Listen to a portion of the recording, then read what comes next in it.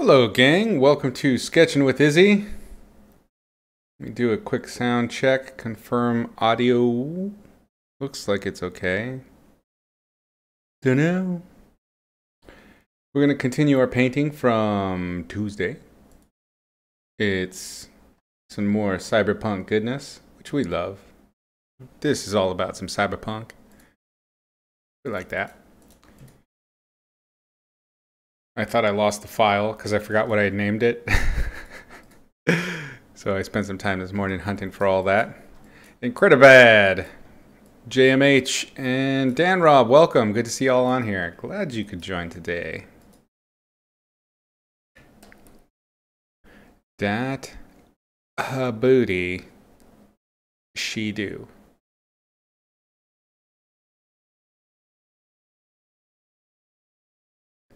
So I'm just trying to figure out where I was.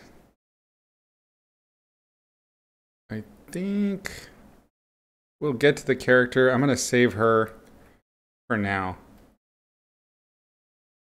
Let's clear amulet in my pocket.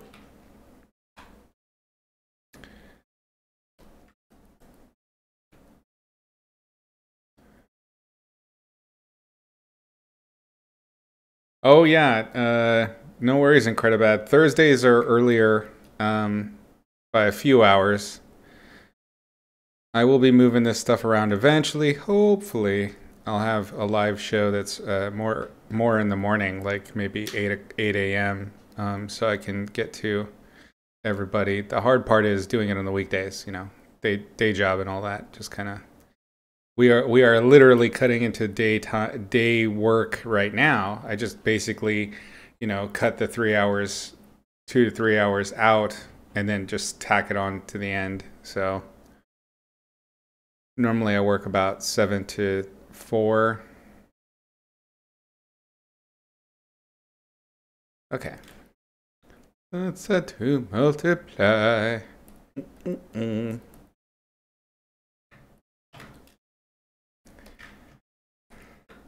How y'all doing today? Totally. I'm always happy to hang out with y'all and see what's going on. Do the chit chats, as the kids say. The TikToks and the whatnots.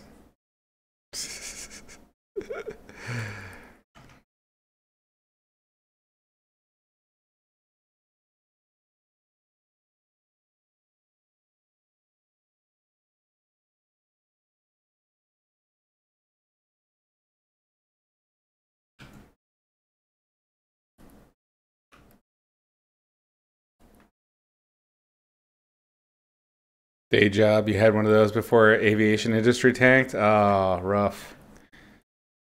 Yeah, I haven't had one. It's actually new for me to have a day job. I haven't had a 9 to 5 job in a long time. It has been many, many, many years. Of course, that was by choice, going freelance, but that's how it go. Big rip. Taking time to work on your art though, so that's something. That's good. I like that in here.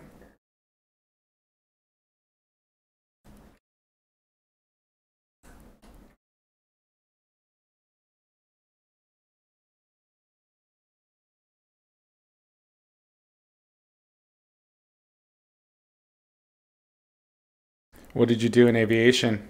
Yeah, mechanics. Were you pushing tin? Pilot? Engineering?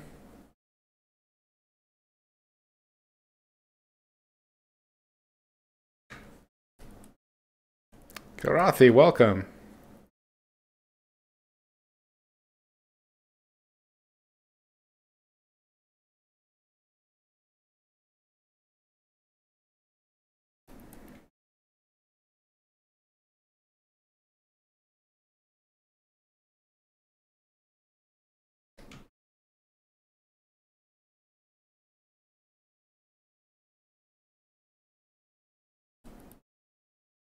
What kind of work? I am the studio art director for a really little video game company that's just starting up. We don't even have a website yet. But it's been fun. So what I've been doing responsibilities-wise has been um, I've met with the creative director. Basically, right now, the only people are me and the creative director and the muckety mucks that have the money. And so I've been working with the creative director and a couple of sort of peripheral characters to develop a brand new IP. So it's been basically this. It's what I've been doing for the last 6 years, 7 years on my own, doing freelance and then spending my own time doing things. So writing.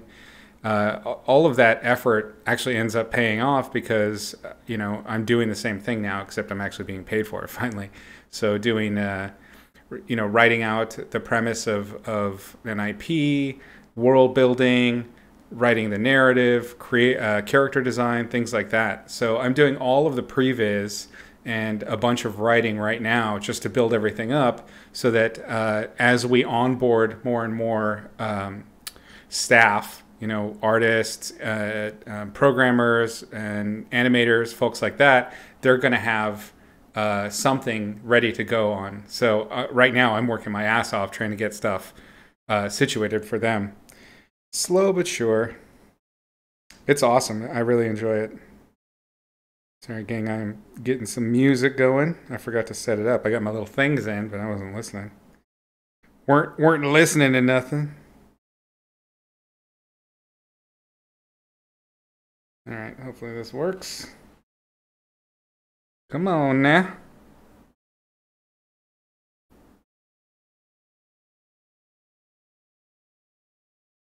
Okay. If I told you I'd have to kill you, yes. Except I told you everything. You're all dead now. You worked on simulators for air traffic controller training in Canada? That's awesome.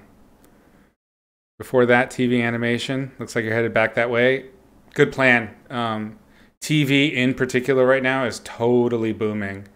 I would say, yeah, animation, TV, you're going to do great. The thing I'm hearing, the big buzz these days, is Unreal Engine. Learn Unreal. Because The Mandalorian proved that Unreal can be used in a film and TV pipeline.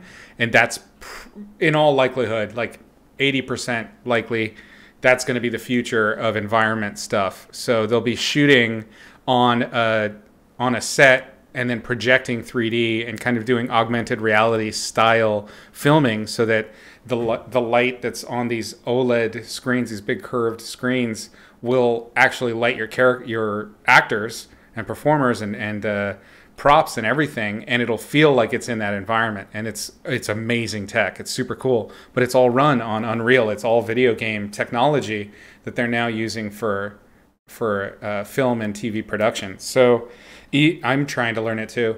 It is the hot new goodness. It's the juice. So you gotta, if you want to be doing this, you got to get on that. Not necessarily concept art. Concept art, yeah, you're going to be okay no matter what. But for doing TV and animation production, that's going to be part of the pipeline going into the future. I can almost guarantee it. Everybody's really amped up about it. Thanks, Incredibad. Yeah, I did take the music off because of what you mentioned. So put on your own music. Until I can find, I'm going to be looking. I found like 2 or 3 different services that do royalty-free music. And it's like they charge different things. They have different pricing plans. So what I'm going to be doing probably next week when I have time is going through their playlists to find if there's any good, any kind of genres that I dig that I'd be happy to play for the background here, because I would like it to be more in the synthwave range. One of them looks like it has it, but they're being really cagey about what songs are royalty free and which ones aren't. So I don't know. They don't show you, like you can go through their whole playlist, or not their playlist, but their whole record label. But the problem with it is they don't list which ones of those are royalty free that can be played on a Twitch channel and which ones aren't. and are just music that you can only enjoy as a private consumer. So, yeah, until then, the music's gone. You can kick on your own tunes. Everything should be good. Know about Unreal? Yeah, no problem. Done a bunch of Harmony, but trying to broaden horizons. I don't even know what Harmony is. What is that? Set a green screen. He projected the background front behind the actors and actresses. Yeah. Oh yeah. Totally. It's not a totally original concept to do that projected screen thing. What's different now is that they using the technology for motion capture, you can put a camera in a space and then animate what's going on in the background according to the camera, so that when you're moving the camera, the stuff in the background will behave accordingly and feel dimensionally. It will have dimension because it'll have parallax and things like that that behave correctly with the camera and the visual distance for what it is. It's insane technology. So the projection's not new, but how it's connected to mocap and using a game engine in order to do real-time rendering is, and that's fucking dope. Can stream with whatever you want and record without music? Really? Huh. I don't know about... Oh, Harmony is the company. Oh, I see. Oh, no, okay. I'm totally mixing up two conversations here. Sorry. I am slow. I'm old, guys. You got to take it easy on me. You got to take it easy on the old man. I'm struggling with the Twitch. This is very difficult. Poop myself. So I don't know about that streaming thing with the music. There is... I just got a new email from Twitch talking about how the different musics might work, because there's been tons of DMCA claims. Is that what it's called? DMCA? No, that's Devil May Cry. I don't know. Whatever. There's been a ton of claims lately. So yeah, you've got to have royalty free, as far as I know. But I'll look into it. I'll find things out. If you want, my Spotify is down below, and if you're actually interested in listening to that stuff and hear what I'm hearing, I think you can just follow. You can just follow that on Spotify down below. It is not synthwave currently. Right now, it is orbital. Harmony is Toon Boom animation software. All the new 2D Disney stuff uses it now. Oh, okay, that's cool. I've used that when I was doing 2D animation way back in the day, in the before times, the long ago. I did.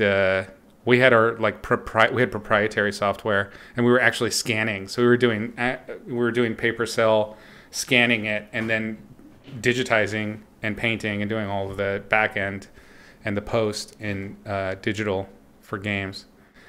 It's a great thing about it. George wanted to make a TV show years ago, but it would be too expensive. Yeah. Great point. Naomi, welcome. Hi. Irina, I saw you pop on. Sorry I didn't say hi. How you doing? Glad you could join us. It's breaking up a lot today for you. That's not good. On my end, it's saying the connection is pretty solid. I've only dropped 170 frames, which is pretty damn good for me. Usually I drop thousands of frames. Maybe refresh your browser might be worth it. For music, you have to set up audio tracks in OBS. Yeah, that's what I had before. The problem is that those audio tracks, I mean, this is like our 50-something episode, and I've been using the same 20-odd tracks. So Kilrothy had a bit of a fit about it. So, yeah. Okay. Bit techie to set up, but not bad. Yeah, I think so the way I understand it is a lot of these streaming sites, all you need to do is input a browser source into OBS, and the browser source will play. So I can control it from my browser. I just need to find the playlist that's going to be refreshing and has different fresh stuff. Donkers, welcome. Glad you could join. Things are good here, Irina. Having a good time. We're painting some booty. You know, just living life.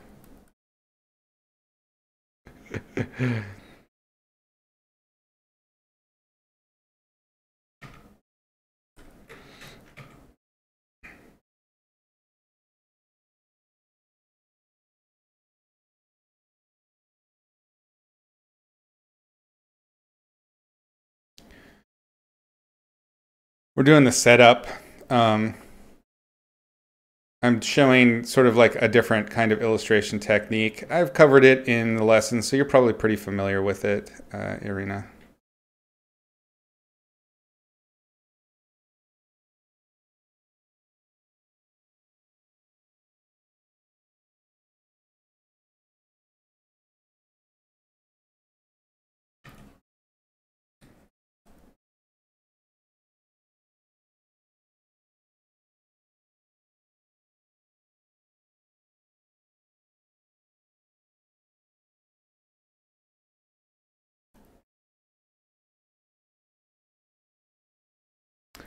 Yeah, if the audio is too quiet, well, I know that my mic is pretty loud. I've watched a couple of the YouTube clips, so yeah, you can pop in some of your own music.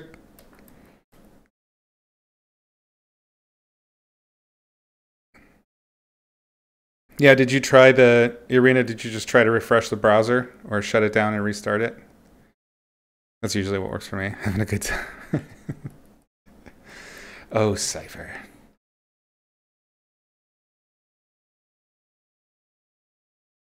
All right. I know that these lines are going to cause me problems later, but I'm going to try and head that off at the pass. Oh, it's set to multiply. That is why. Leave it at normal for now.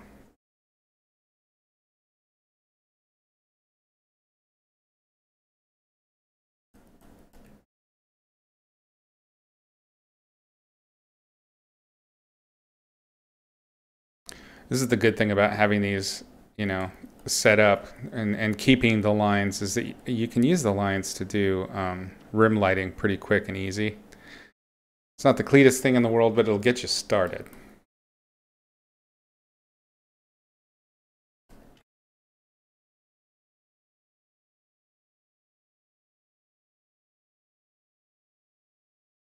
And of course, once we get to an opaque layer stage where we're actually painting on top, none of this stuff will matter too much. So I'm just kind of trying to make my job a little bit easier.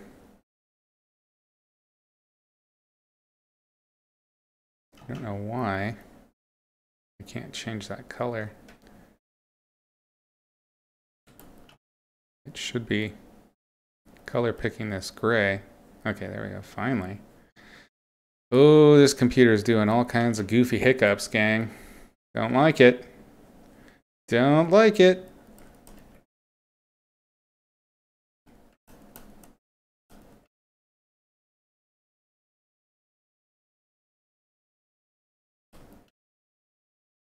And because these are on the side facing the light, I'm just going to use them for rim lighting. Boom, done, easy.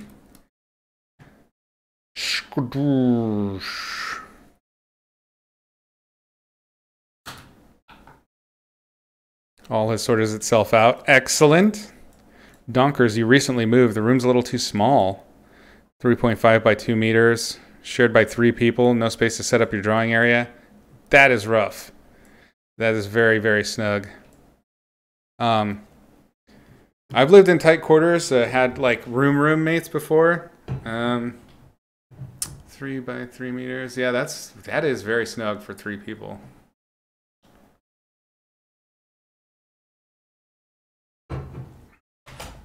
Cozy for the COVIDs. Well, sometimes you got to go with what you got to go with. Ain't nothing wrong with that.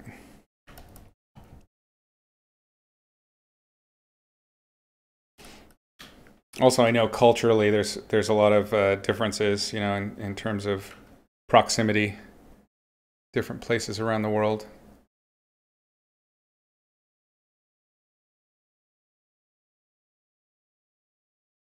Yeah, I watched an amazing documentary. I think when I was first looking at writing maggot. Thank you, Anonymous. When I was first writing maggot, I watched this documentary on young workers in Mumbai, and it was very, very tight living quarters. Not terribly unlike that. you know, a gang of dudes living together, basically sleeping side by side in a small room, and thankful for it because they were close to work. Oops, I am not on the right layer at all. I am smart. I am so smart. Okay, fix that now. Just getting rid of the draw through lines.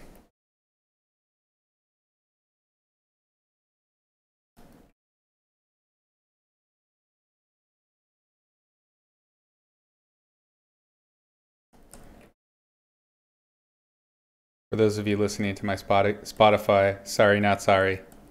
I grew up on Enya. I think it was one of the first cassettes I ever bought.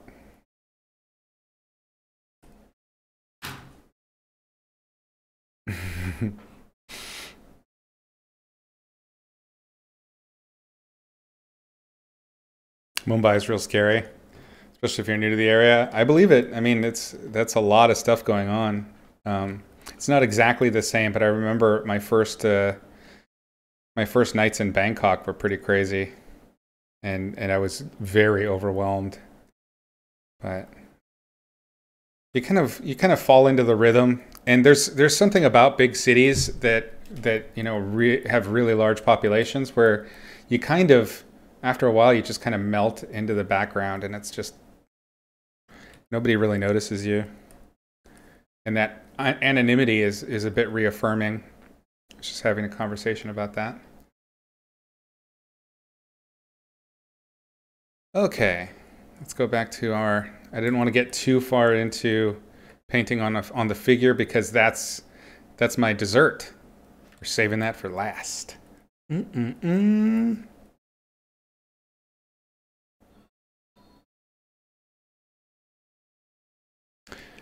JPEG Ninja, thank you for the follow. Glad you could join us. Oh yeah, totally different.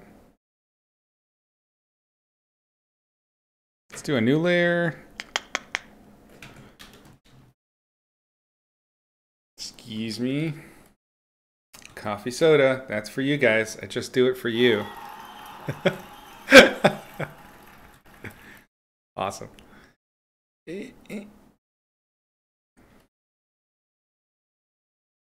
Got some crows outside going crazy. They keep flying by the window. It looks like missiles flying at me. I watch too many anime. Let's kind of do what we did down here. I do want to avoid, so there's something that tends to happen when you paint this kind of way with this layering thing and you're color picking from what's in there, is that all of the different structures kind of end up having the same look. So what I'm going to do real quick is do a base color pass.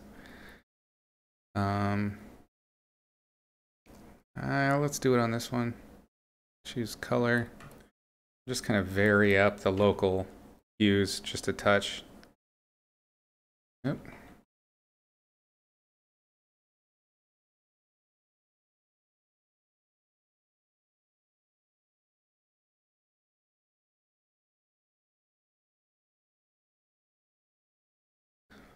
The problem with it is that when you're working with more hard surface structural stuff, you got to be pretty firm. You can't, when you're doing creatures, it's so easy to just kind of be like bleh, all over the place with your colors, do whatever. And you can't do that with this so much.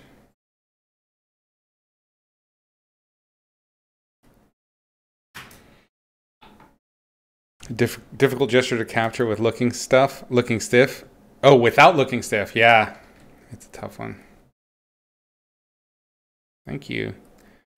Did I say you can listen to my Spotify? Absolutely. It's down below in the About page, where the same place where the Discord link is. If you guys want to join the Discord, there's some cool people to chat with about painting, get some crits, hang out. But next to that somewhere is a Spotify widget. And with that widget, you should be able to listen to what I'm listening to at the same time.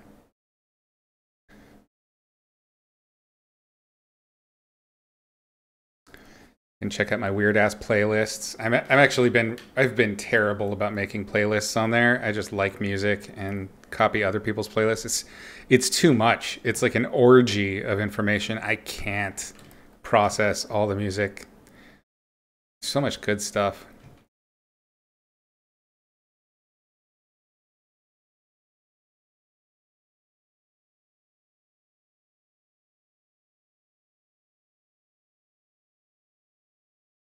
Really? No recent tracks? Oh, maybe there's some kind of disconnect happening there. I wonder.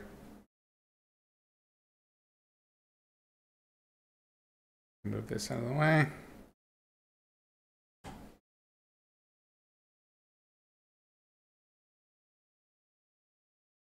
I believe...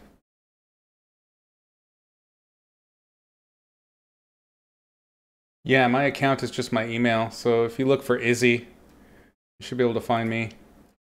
That's weird. I'll fix that later. I can't do it right now. But it was working when I first set it up. But some of these widgets just change, you know, there's updates to things and I don't know. It's weird. It's super weird.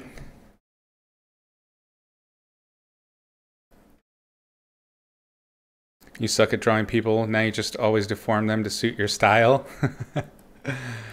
That's all right. The best place to start when it comes to drawing people is reality. Figure drawing, just studying. Get a fix on anatomy. I know it's easier said than done, all this stuff I'm saying, but still, that's how to approach it.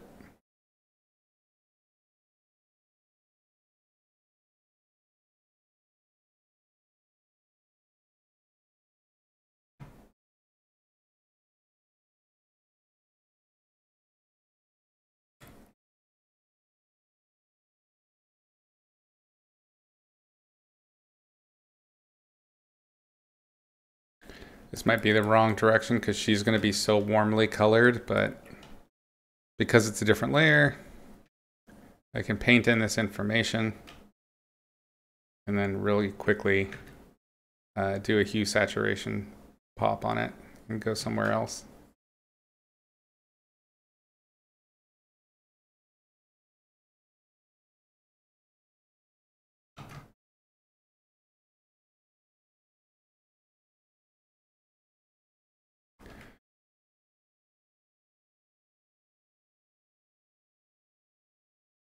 I did like that weird edging I did. We'll leave that.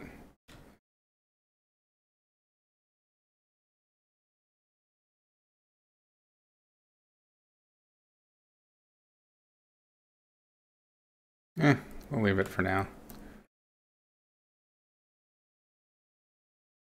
Okay, back to the front one.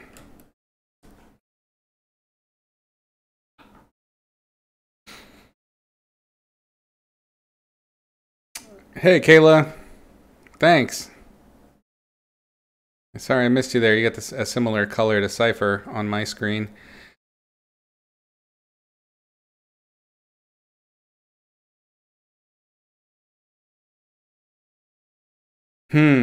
So you're saying the widget is working on the PC, but it's not working on the phone?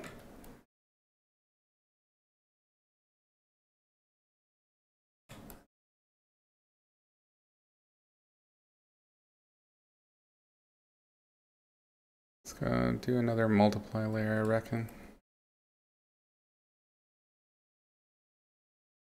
With this one, I'm gonna try to do some ambient occlusion more in that vein.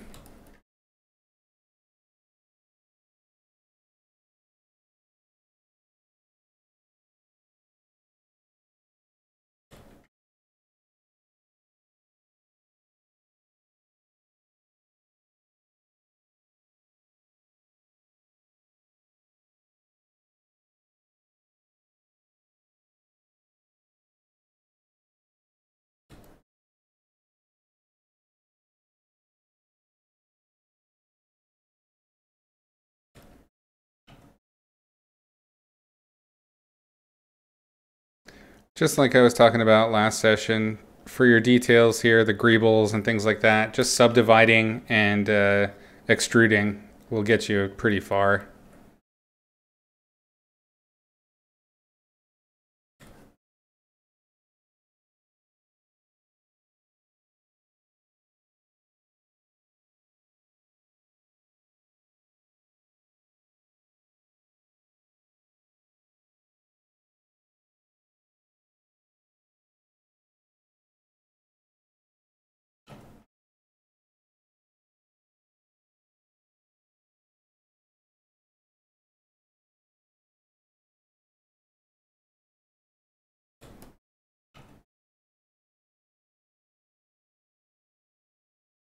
We'll add in some like secondary and tertiary light sources for all these metals in here, just to help amp up the variety of materials. But right now, I'm not super fussed.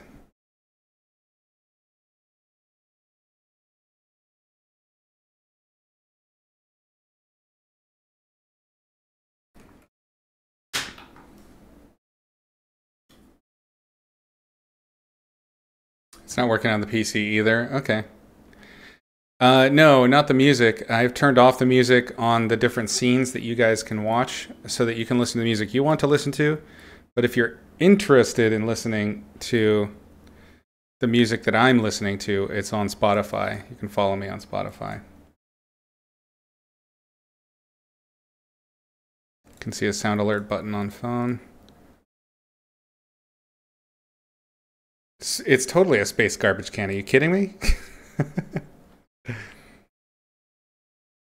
Is there a keyboard shortcut for rotating back to 0 degrees? Yeah. So once you've got it rotated, you just hit enter and it'll go back to 0. Rotate, enter. You refresh the iPhone app and now you see it. Yay!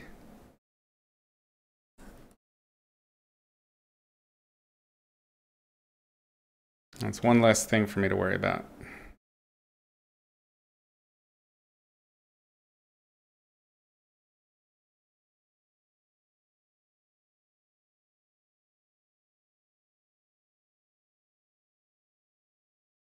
It's messy. It's okay. Do a layer on top. It doesn't work.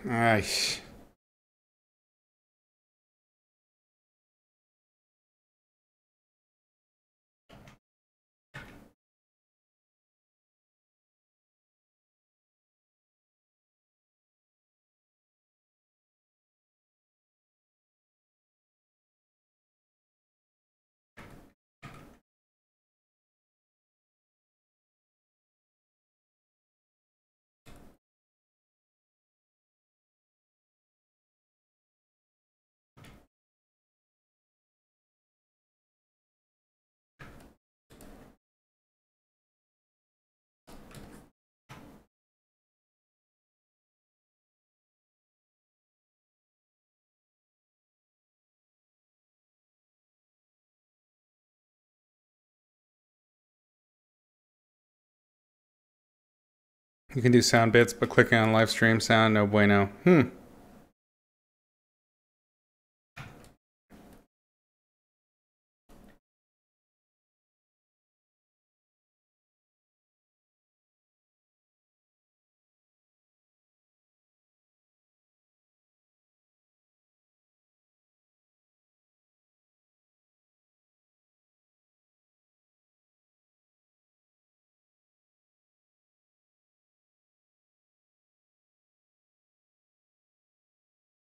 So what I had initially was the line art painted, so it was very rough, but by sharpening, you can see hopefully how metallic or plasticky you can make things look. That's all material rendering.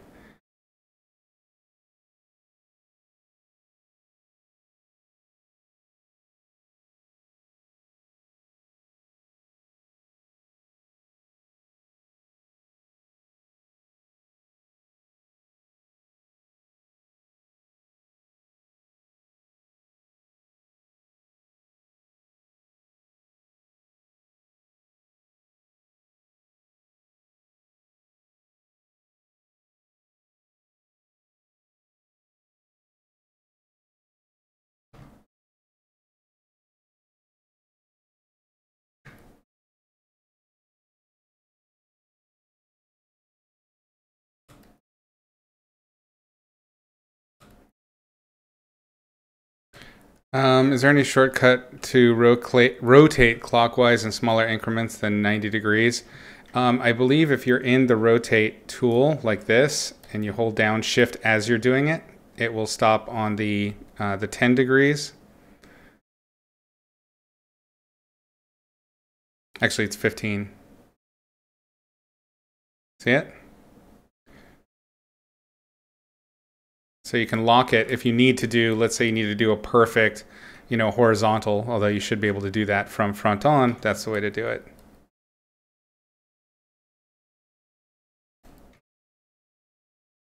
And to draw straight lines, you know that you can hold from one point to another, hold shift to create one, and then also just holding shift as you paint gives you, you can do it at 45, but I can almost never get it to work.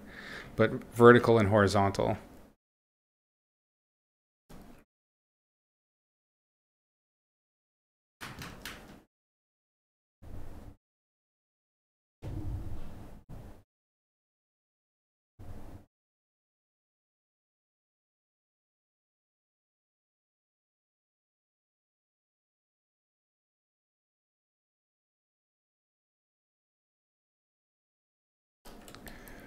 Okay. One important thing when you're doing these kinds of details is to make sure that if you imply a shift in plane, that you do it all the way across. That's something that I mess up all the time.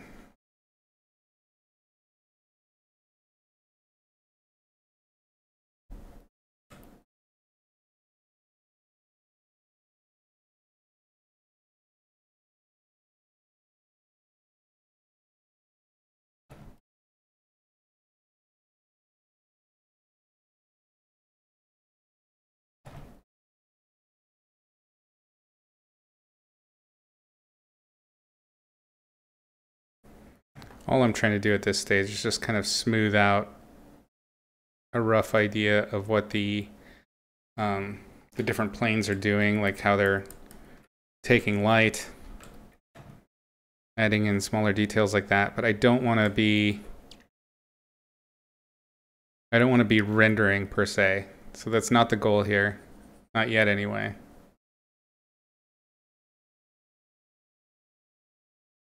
Oop, I totally did that backwards because I'm a dink.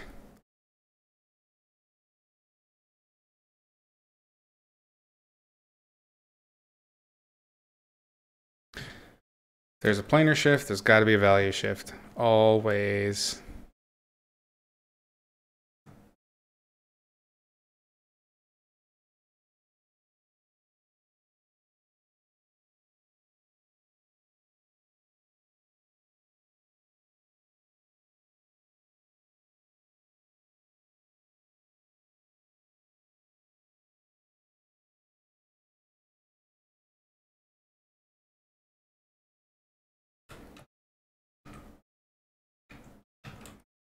Yep, I did that exact thing here.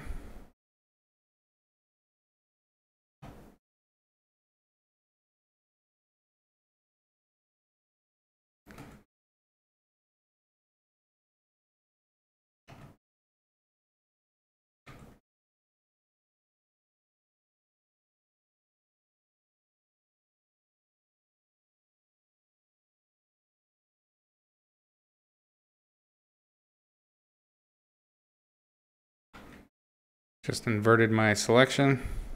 So now I'm painting on the other side of that line.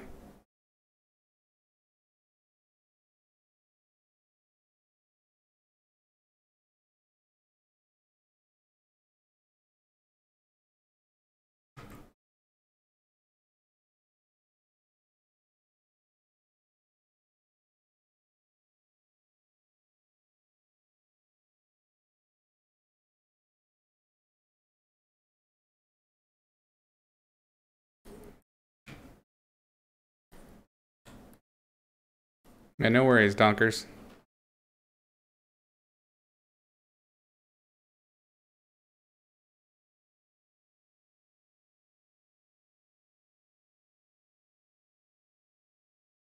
That's too much detail, but whatever.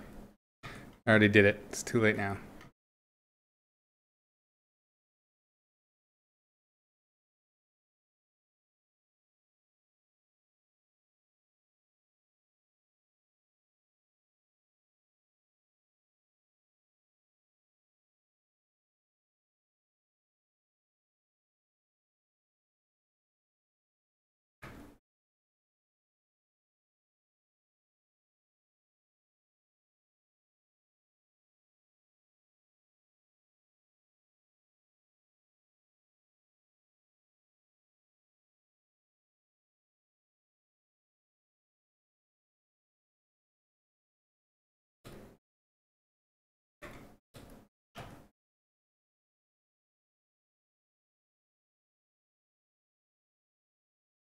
That's the good stuff.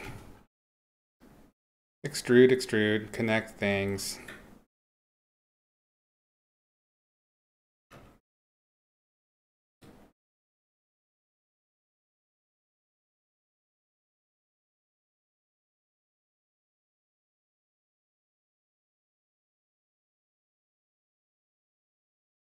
Extrude, subdivide, add part lines.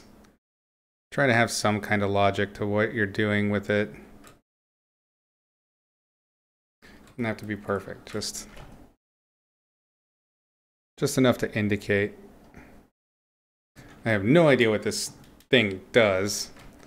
I will need to think of something to help me do more than just kind of create abstracted shapes. Because you should have some story for it if it's included.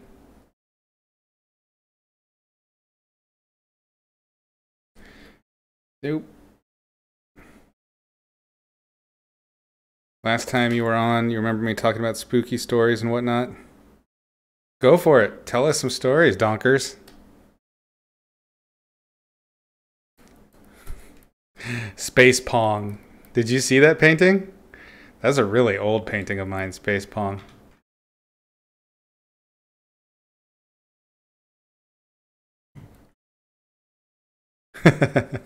This is the oversharing channel, it's true.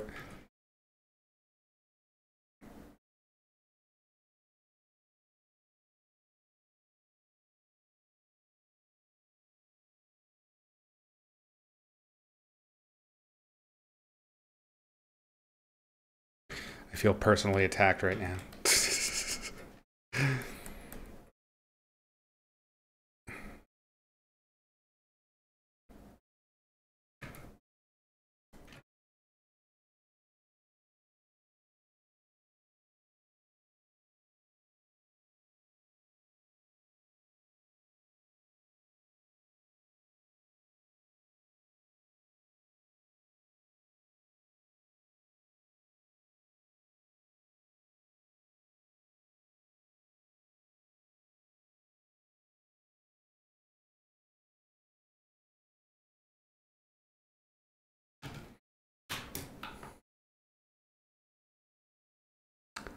Your house is a huge spider.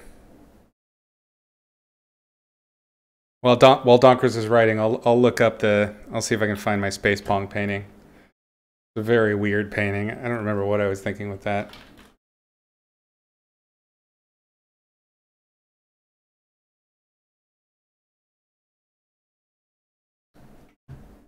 Probably my DeviantArt.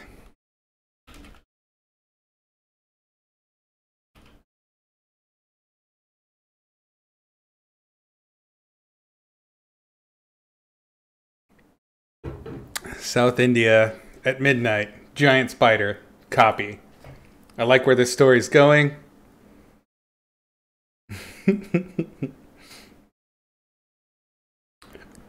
Oh, I'm really glad I did not open this page on the Twitch. I forgot about some of these paintings I've done. Oh my Izzy. Oh, Izzy.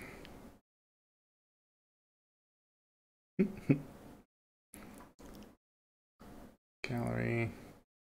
Probably in like old sketches and paintings. Is it still in here? I don't know. It's been so long. Wow.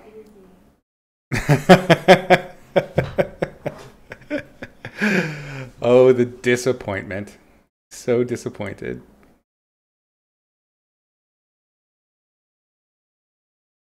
Oh yeah, there's so much stuff here I cannot show.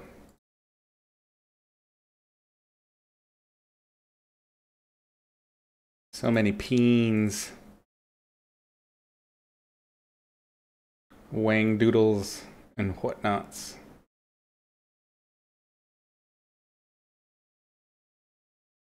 Oh, here it is. I totally thought this is what you were talking about.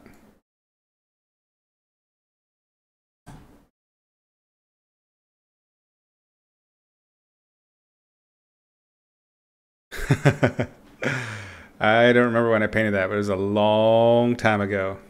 Space Pong!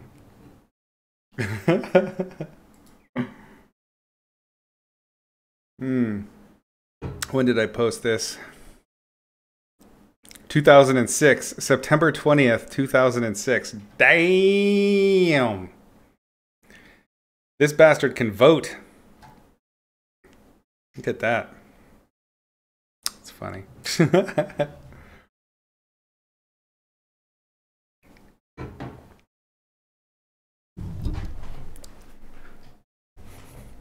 So you come down to have a drink of water. You see the spider in the sink.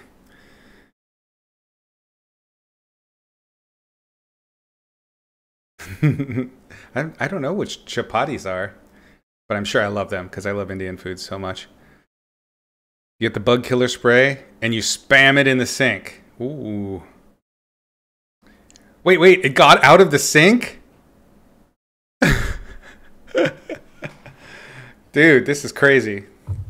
This spider is some kind of mega monster. It's a mutant. Peen paints. Yeah, I think that was Ariok days. It was a long time ago, that painting. Let's turn off what I'm adding. See how what I'm adding is just kind of firming up the edges and making some decisions. I don't know if they're necessarily the right decisions, but there's decisions happening, which is good. So you had a frog under the sink along with now an irradiated spider. Oh no, the spider had that gross parasite, the worms. Oh, that's horrible.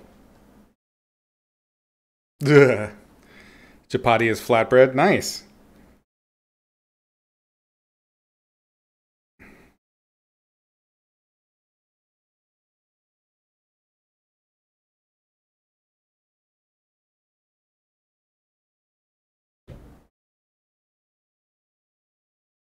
Ugh.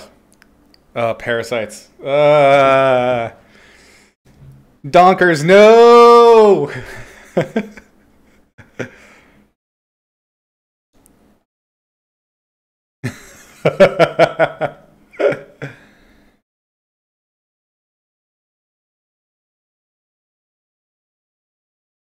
You've broken Arena.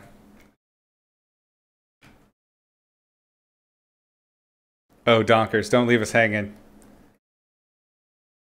That's nasty.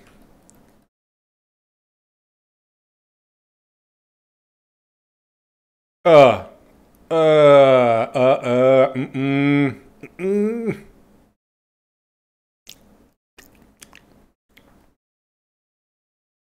This is very upsetting. I'm triggered. I'm mega triggered right now. Holy shit.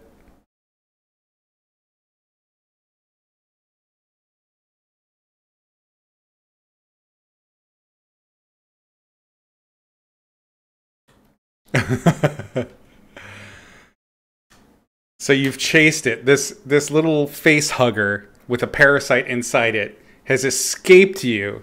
You sprayed it. The frog said, "Nah," and you've now chased it under a wooden grill in the kitchen. Nice. Oh no! The next day. Oh, oh, this is so wrong.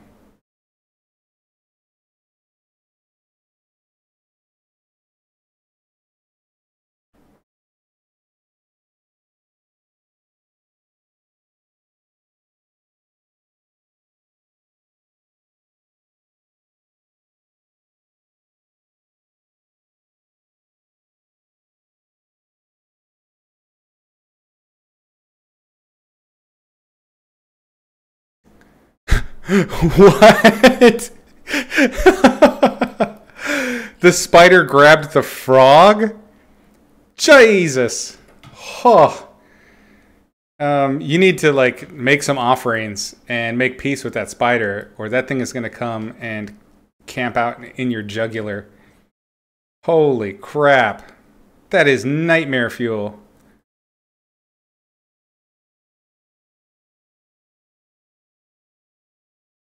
You need to make friends with Aragog.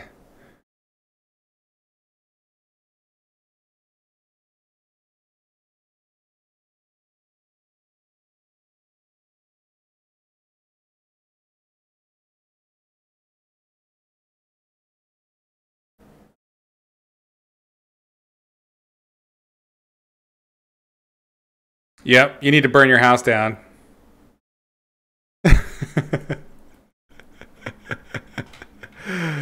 Oh, I wish you'd taken pictures and made like a little sort of, you could have easily done a Reddit comic with that.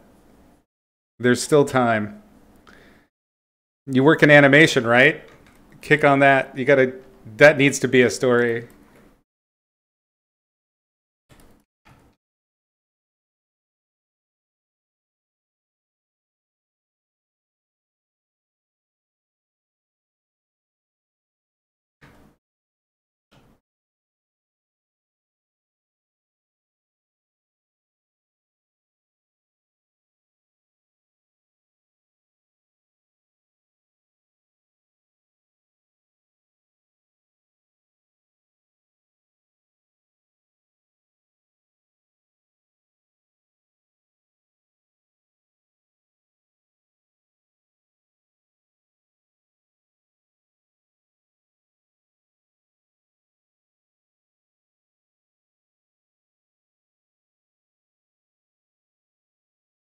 Now, I showed you guys last time about flatting, right? Using the selections in order to create these different layers.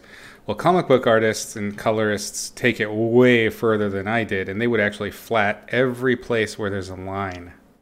Any line. So for them, all of this would already be done. Flatting is an intensive ass job.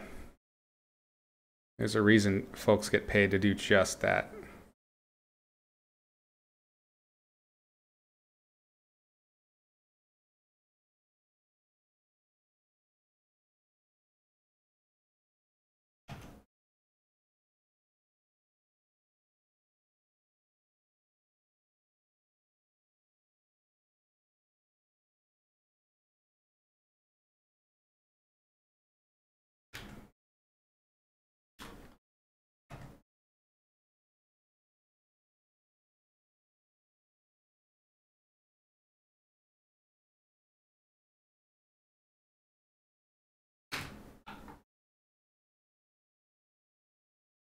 You were 14 at the time?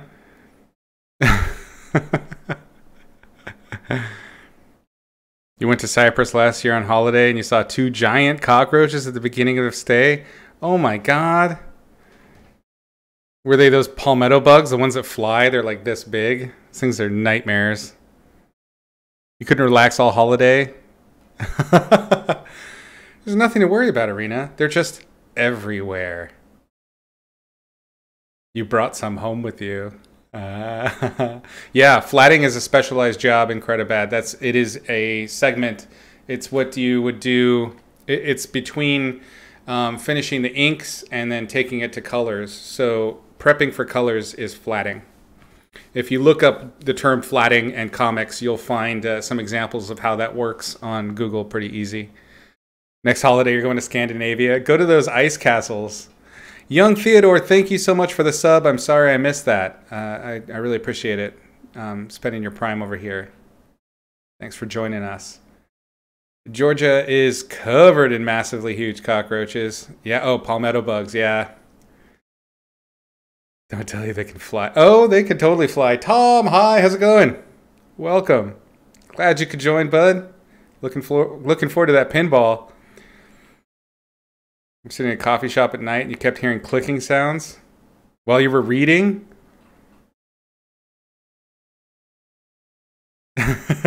Stop it, Izzy. You kept hearing the click, click, turn around, and on the wall behind you was thousands? Are you serious? Oh, Cypher, no. Oh, no. What were they doing back there? You know they were talking about you. They were talking about your hair. They're like, what's up? This dude's got a bald spot.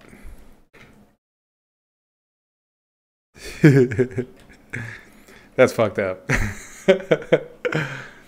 Yeah, Donkers, hit us with the next one.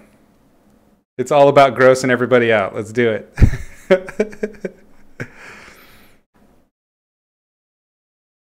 They come out at night.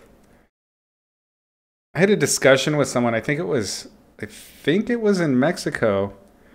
She didn't believe that. She was like, cockroaches are a city bug. Like, I'm so glad, I live in the country because there's no cockroaches in the country. And I was like, are you kidding me? Cockroaches are everywhere. You know why you don't see cockroaches in the country? What color are cockroaches? I don't think she ever slept again. I think she just stopped sleeping altogether. Oh, give us the nightmare fuels, guys. I want to hear all those stories.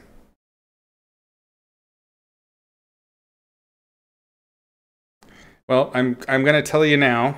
I'm getting artifacting is happening because of my my video card. It's nothing super serious yet. It's just like weird little scan lines are happening, but I don't know if it means it will be preceding a crash. Just a heads up. If I do blue screen, I will be back on. If I'm not back on in 10 minutes or so, then I have given up.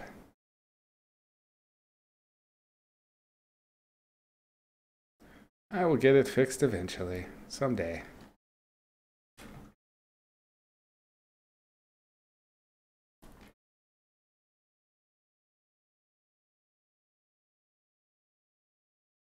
This needs to be a richer color.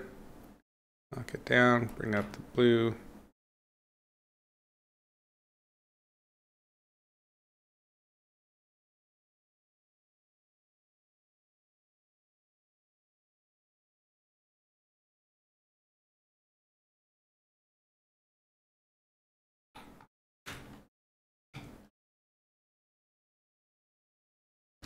Cockroaches eat everything. This is true.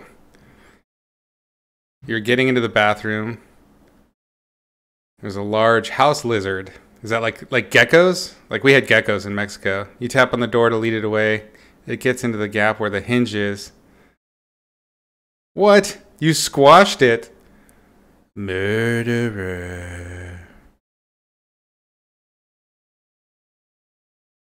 Oh, God. Jeez, donkers.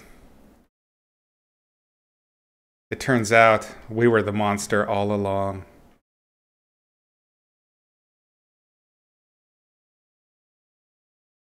It's us. They're us and we're them.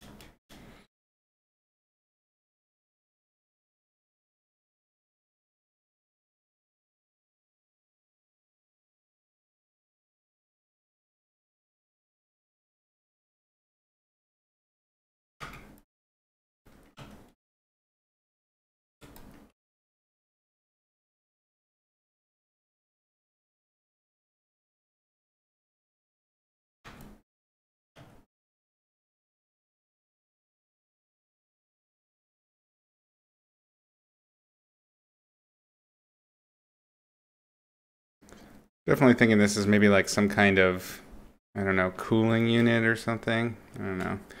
We'll figure out some lights and things to throw in there, but for now, that's good enough.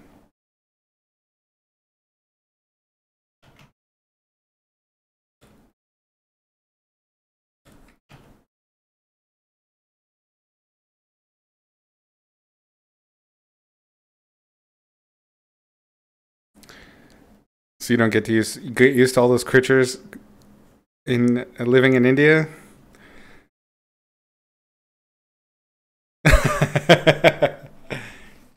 Oh, so we have in Mexico. When I was living in Mexico, we had geckos, leopard geckos, and they were everywhere. And they would make these little bird sounds, like these little like little chirpy sounds. It's super cute.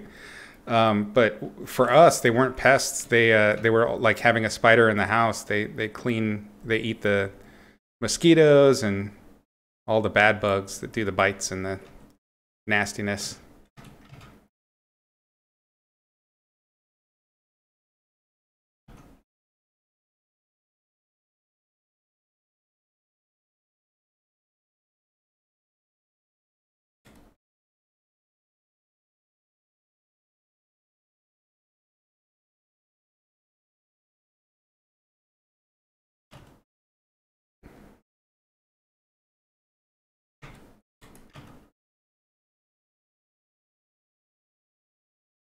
Note that I'm not trying to render here. I'm just trying to kind of indicate where the top side of surface is, the sides of surfaces, and leave it at that. I don't need it to get too intensive.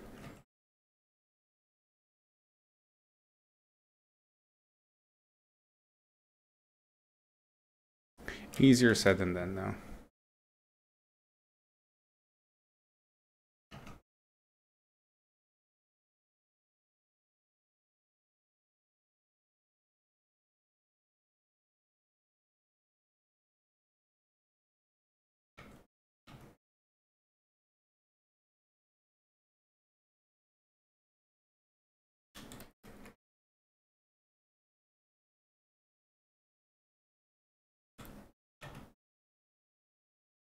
That's why I like these bristle brushes. You can do kind of just a hint.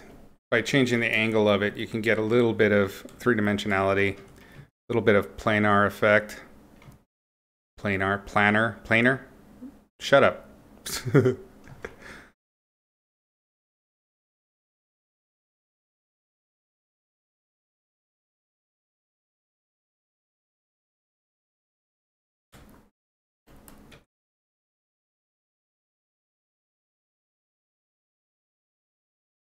Oops.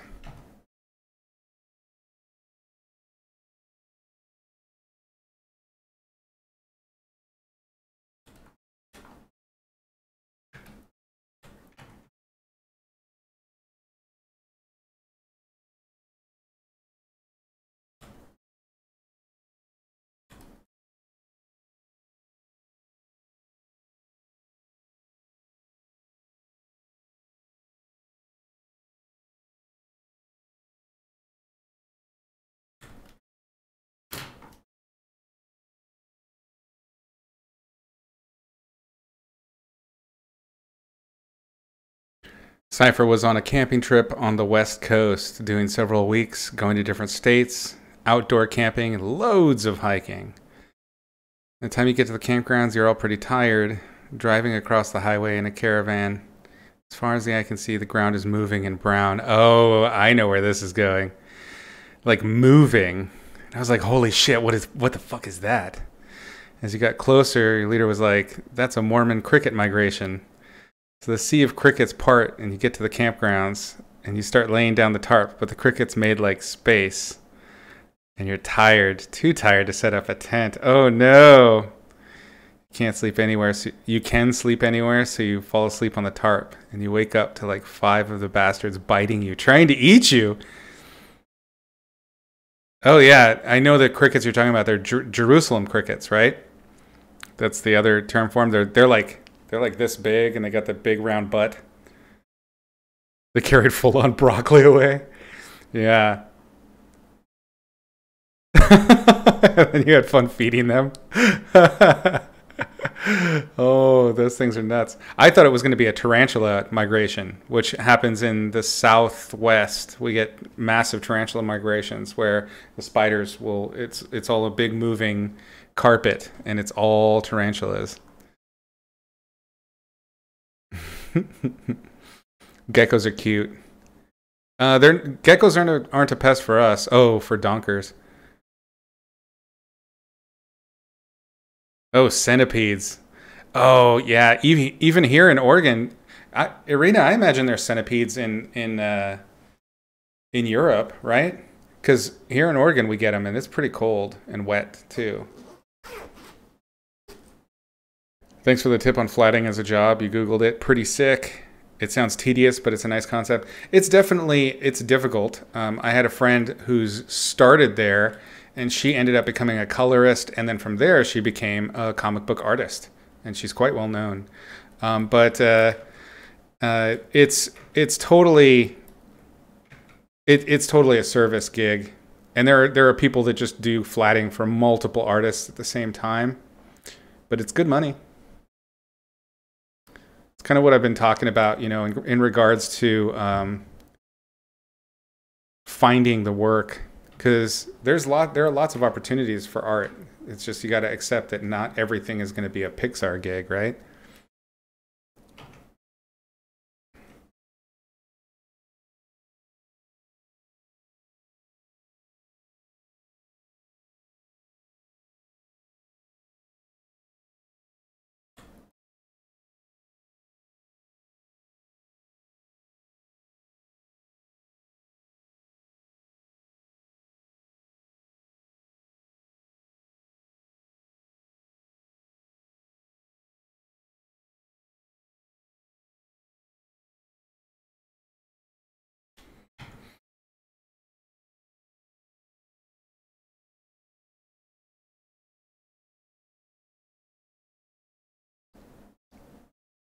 Thank you for the follow.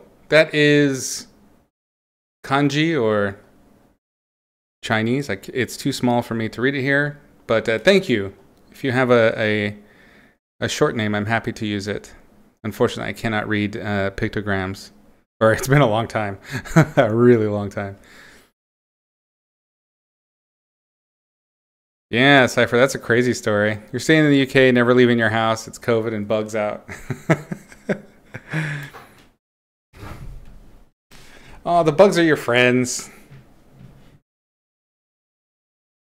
I did catch your baby centipede shower story. That's what made me think of it, because the first time I saw a millipede, actually is what it was, I was in the shower, and I think it came out of the drain. So this is particularly gross. I was showering. I'd just finished shampooing and rinsed out my hair, and I looked down and there was this worm on the ground. And I was like, what the shit? Immediate first thought was that it fell out of me. And I was like, ah! Ah! Horror. And I peeked at it a little closer and I was like, oh shit, it's got legs. It's a millipede. And then I went, ah! Because it's a millipede in the goddamn shower. It was terrifying. But I scooped him up and I got him out of there. But he gave me quite a fright. So some body horror fright, for sure. Yeah, lots of people have different. Yeah, that's what I assumed. Is it just like plopped out of my butt? But what's a? Go ahead, Irina. So it's a particularly upsetting thing for me because a lot of people have their like phobias. There's spiders and snakes and things like that. Spiders don't bug me. Snakes don't bug me. My thing, parasites. I am so freaked out by parasites, and yeah, so it was particularly unsettling.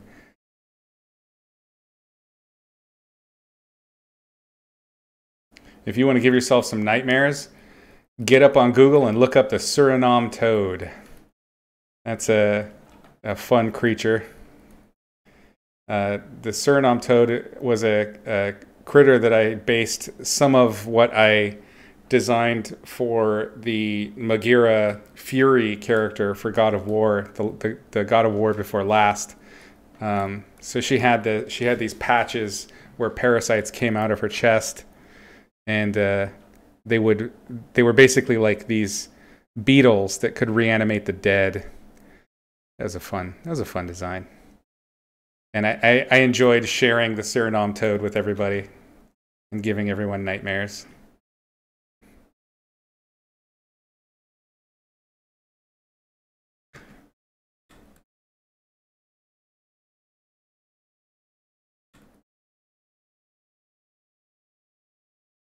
The tapeworm king. Poops.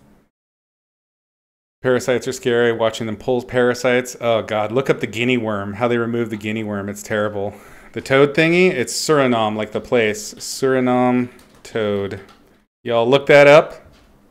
You enjoy. Look up Surinam Toad birthing specifically.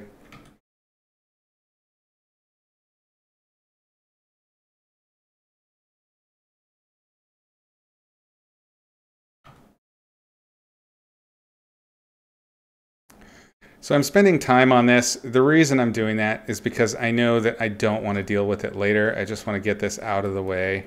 I need it to be figured out enough so that it's not something that I need to focus on. I hate what I did here, so I'm going to fix this. Instead, I'm just going to continue down this rhythm.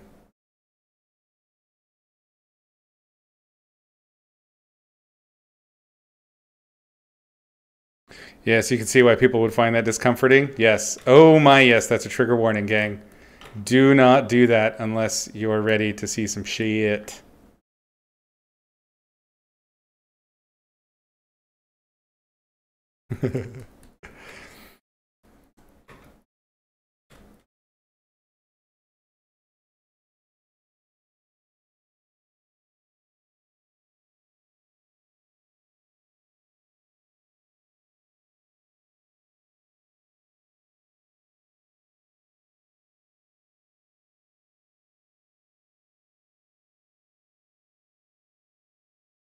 If you figure out this, and this is a pretty regular rule that I use when I'm painting. If you figure out one aspect of it and really depict it, then you really don't need to do it too much elsewhere. You can just indicate. You know, if you have a really complicated hand, you get one that's really worked out. The other one doesn't need to be as worked out. You have a tree in your painting. Finish one, get it looking pretty solid, and then with the other ones, indicate a little bit more freely.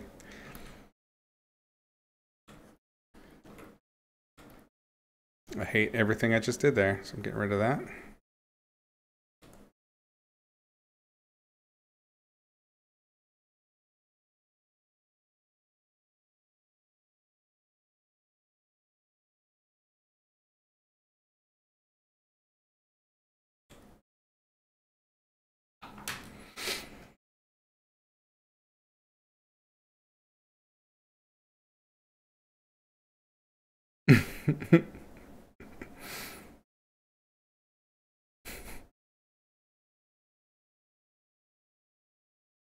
Yeah, it's totally a trypophobia thing.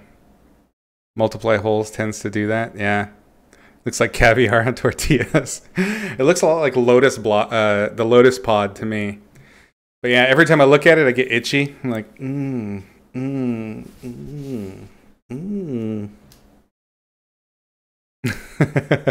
Enjoy, Incredibad. Don't say we didn't warn you. Rotten tortillas. It is not a pretty animal. I like its little beady eyes. I think it's got character, you know?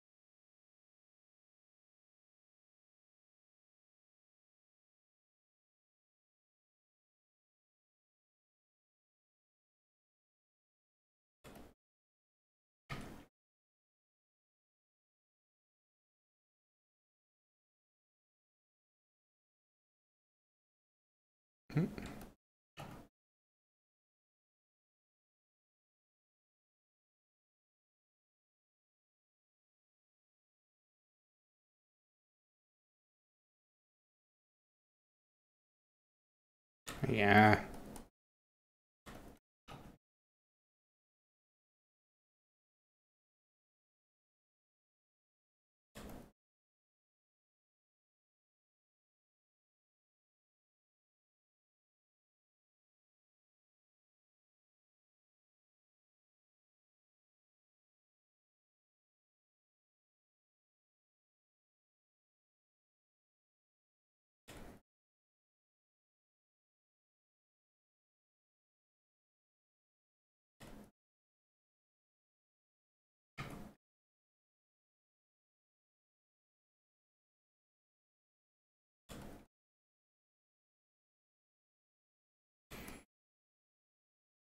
Good enough.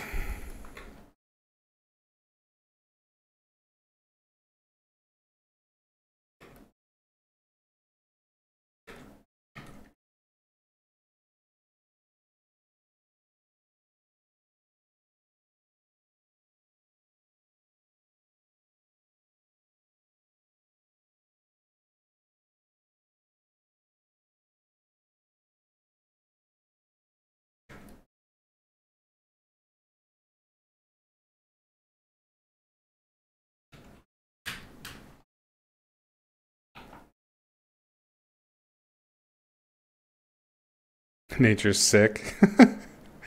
It's certainly magical. Nox redeemed a layer. Redeemed name a layer. Dat booty though.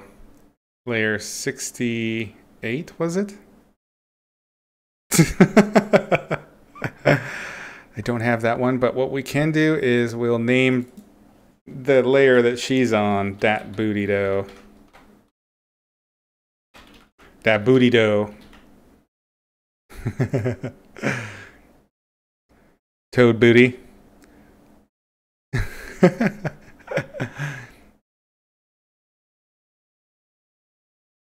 There it is.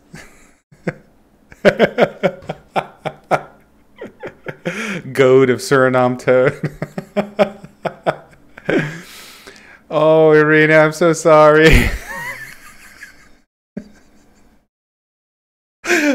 Oh, you stayed up so late just for this awfulness. For this crew of nightmare fools. I'm sorry, I'm the worst. It's what I do. It's who I am. It is a poem. Oh no! Oh no, you want a Surinam Toad poem. Oh, you're a monster. You really enjoy seeing me squirm. Alright, we will take a break real quick to do a damn poem for Cypher. No, Irina. You poor dear. Thank you for coming back. Hopefully it's at least somewhat entertaining. Oh my god.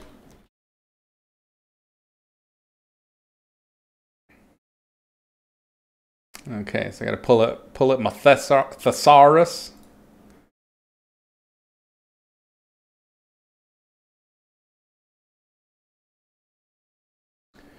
And move the layers. Too many. It's too many tabs. It's just too many tabs, and I don't know how to deal with it. It's broken my mind. Good night, Irina. Oh, Irina puts up with a lot of my shenanigans. Okay. Get our trusty keyboard out, put away the... You'll share the poem on Discord? Okay.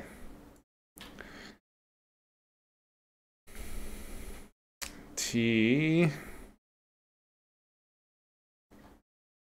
Let's do something quite bright. Okay.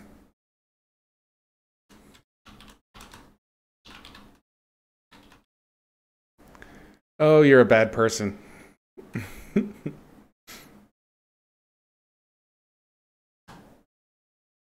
going to look up the system for the limerick. You deserve... Pull up.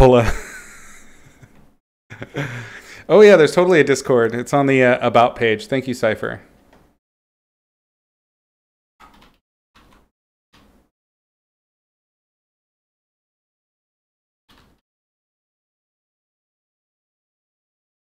Not limbic system. What?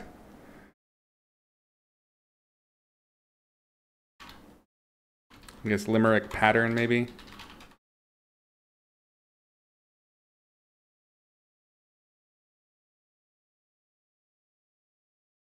It's AABBA. Triplet couplet. Okay.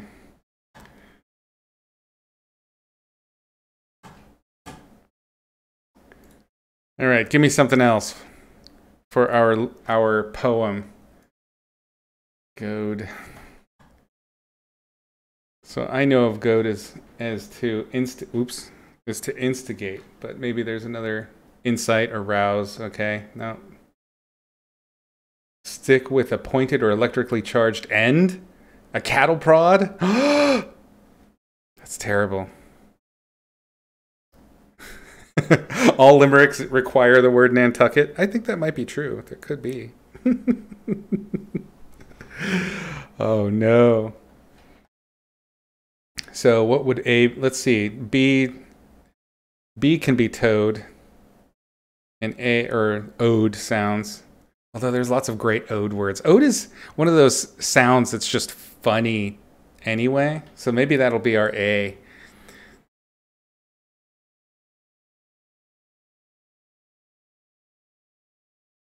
Hmm. Oh, I definitely thought of chode. I don't need rhymes. I need a theme, like some kind of direction to take it.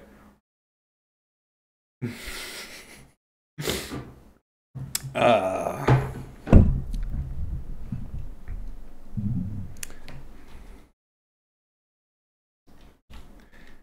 oops, I'm on the wrong page here.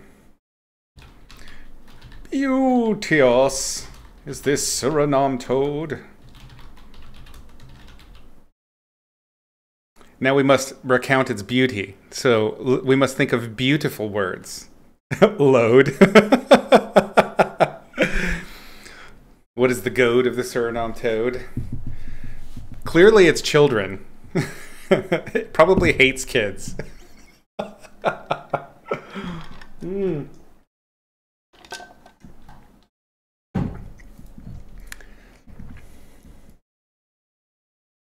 Maybe it would be funny to write a poem about the babysitters for a Surinam Toad. um, Load is pretty funny. A Surinam Toad as a pet.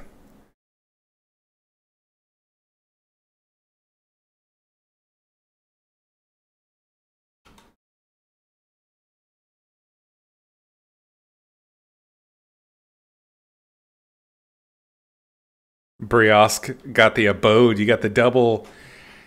You're not even bothering with a single syllable rhyme. You're doing the double syllable. What's up? It does hate kids. Yeah, if we had to explode children out of our backs in large clumps. Yeah.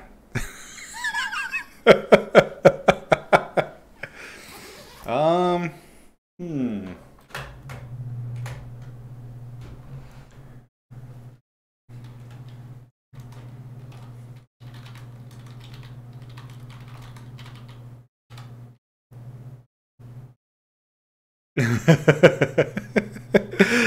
Oh, just inciting vomit.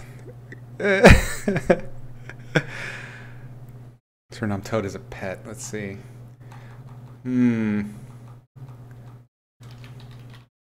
A terrible pet.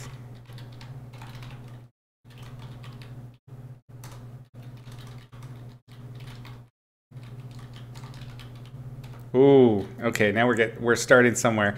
What should our B line rhyme be? Corrode, nice.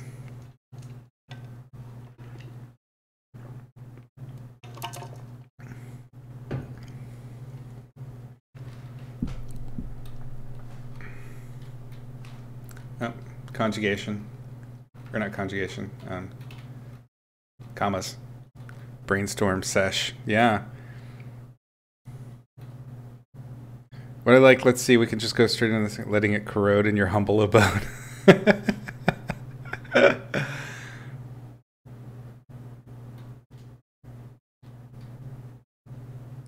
Babies. Wait, what are baby frogs? Froglets? Froglets? Tadpole. Ooh, tadpole.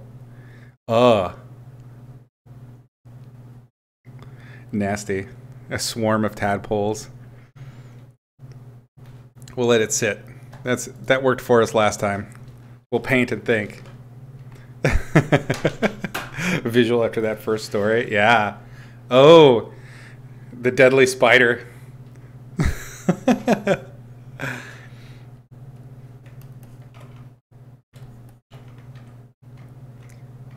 Yeah, I've seen a bunch of those videos of the spider, and actually, I think it's just any big insect. There's these worms that can infect them, and so the spiders will behave all weird, and they'll be kind of like stumbling around on your floor. And when you run over and you swat them with a shoe or something like that, they explode, and just all this writhing mass falls out of them.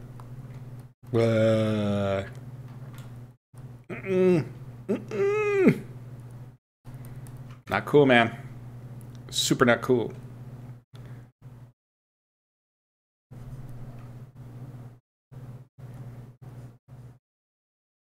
Yeah, see, this is why we can't have an arena. Oh my god.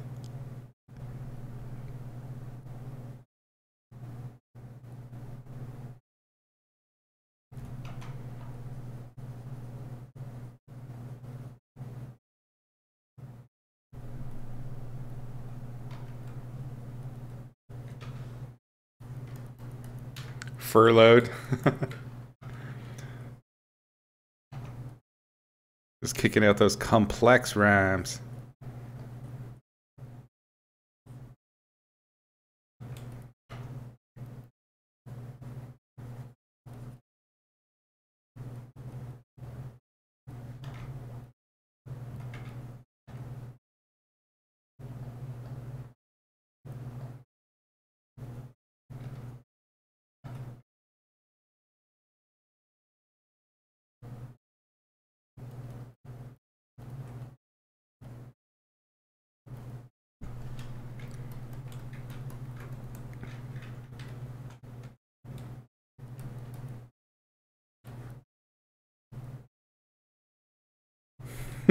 Tadpoles bursting from the hole.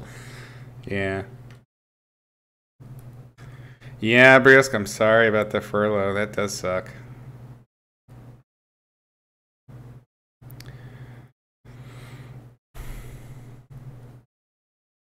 I'm really hoping that with the I don't know if you're in the States or not, but with the changing of the guard here that they'll do a better job of taking care of people when everybody's sort of like losing their jobs at such a quick rate.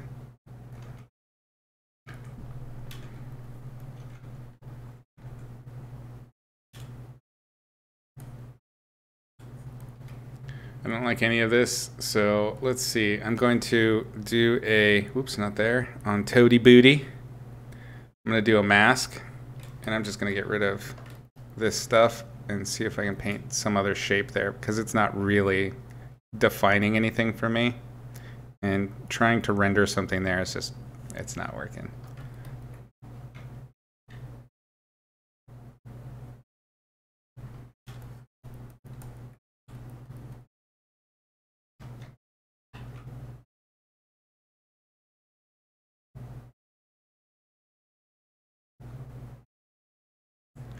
Okay. So that means we got to go back down to our bottommost layer.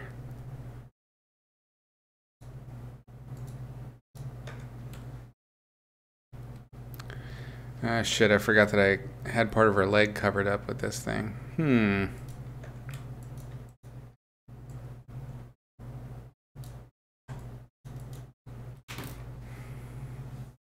Fortunately not in the US. Oh, that's good. Yeah, in the UK.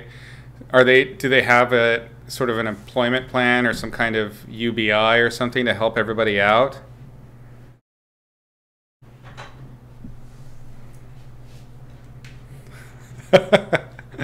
That's a creative approach, Cypher. I like that.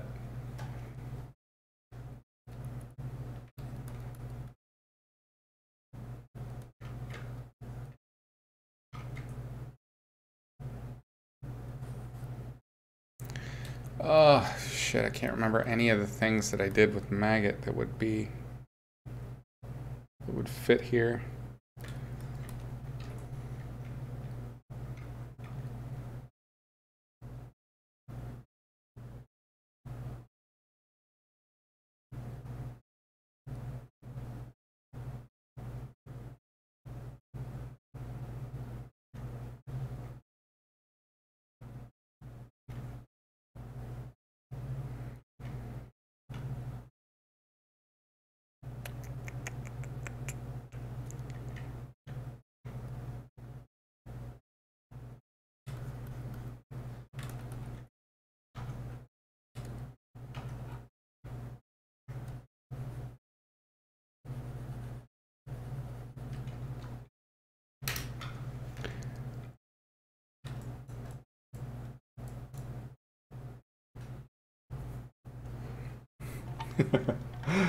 It's also lessons in biology. This is true.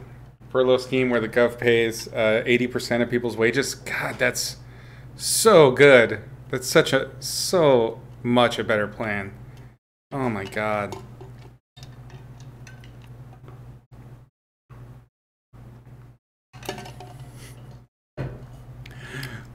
Oh, donkers.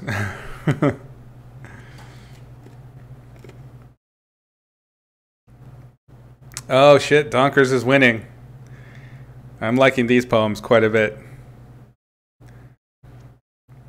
You hope they extend it? Yeah, me too. This whole, what was it? $200 a week or $200 a month thing? It's so dumb.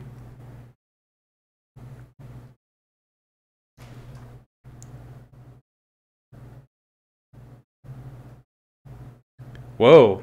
I don't know what happened there. Sorry, donkers. Shit, I don't know if you can... Oh, it's a poem generator. Oh, boo. Boo. I think the moderator was not pleased with your post. You know someone there who's laid off and is now making $300 a week? Oh my god. How's anybody supposed to deal with that? Like, it's just the worst. Such a terrible system we've got.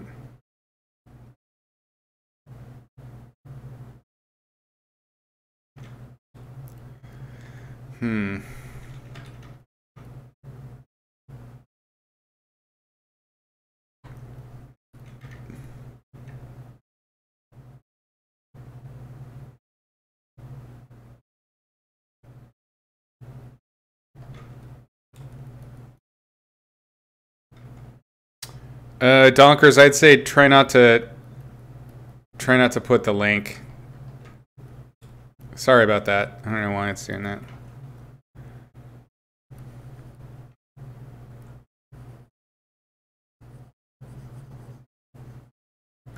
When in doubt, make a box.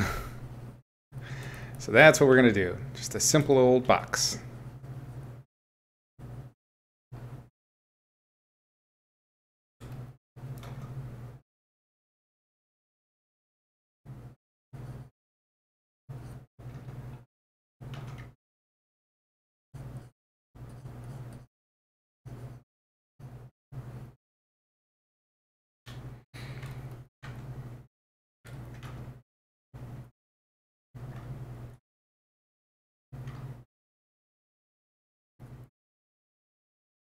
This kind of thing is definitely where like 3D is a little bit easier. With Blender, we could make a really cool box really fast. It's a little bit more time consuming here. Let's see, what can we steal?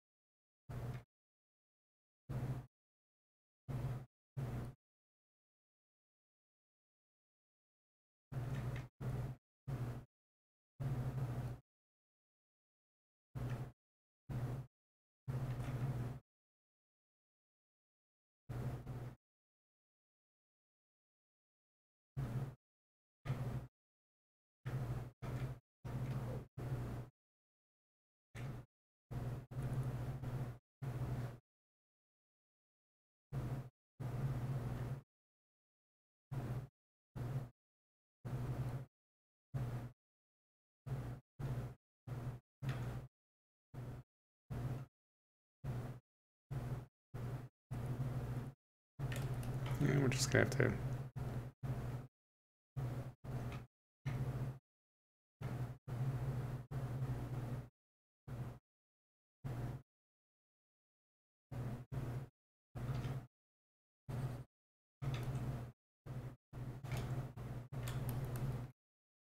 Yay for laziness!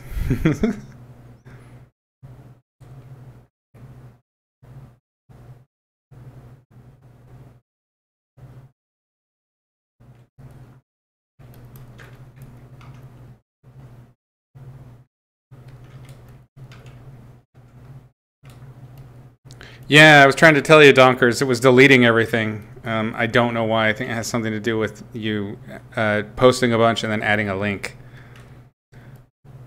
Stratospheric container, exactly.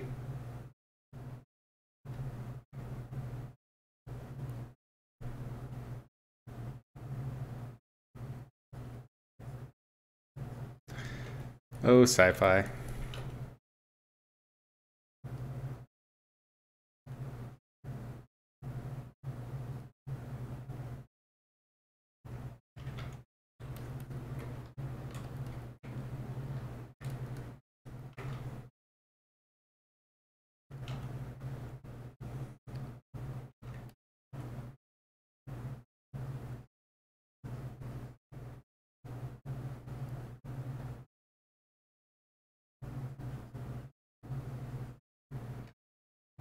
Yeah.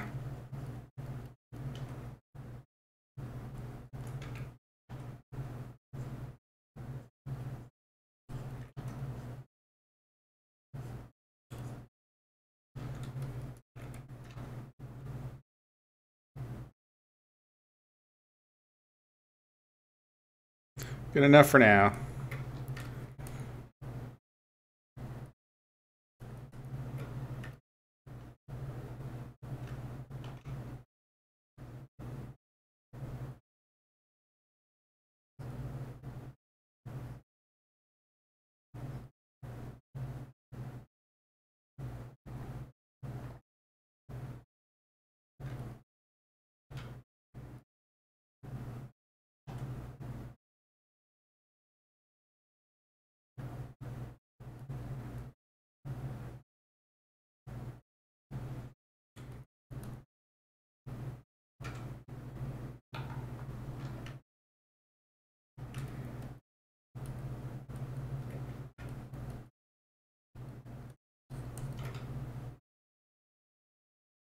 I've never heard that Bill Gates bit. Is that true?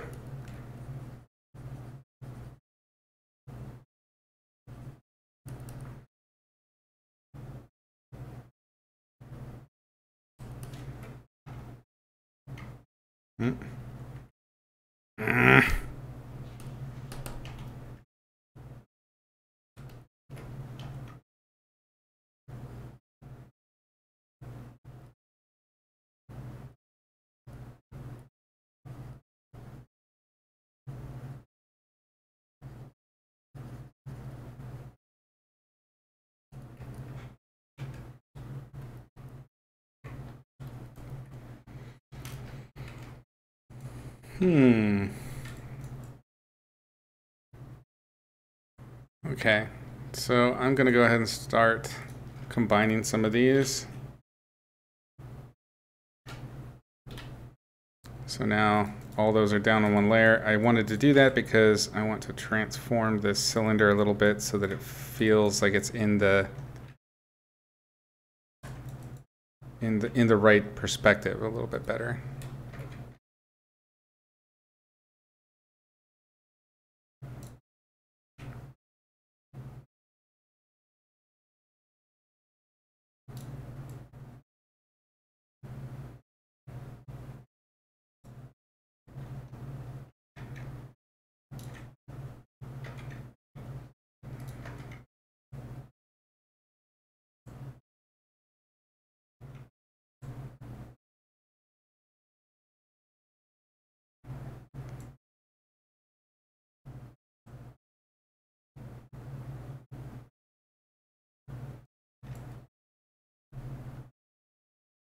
Just trying to create some kind of interesting overlaps and things like that.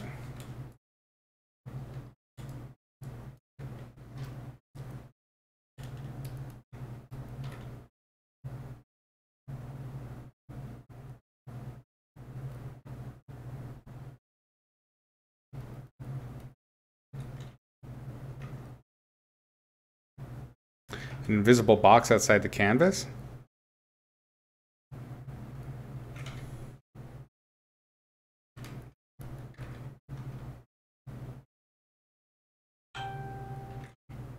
What do you mean invisible box? I'm a bit confused on that one.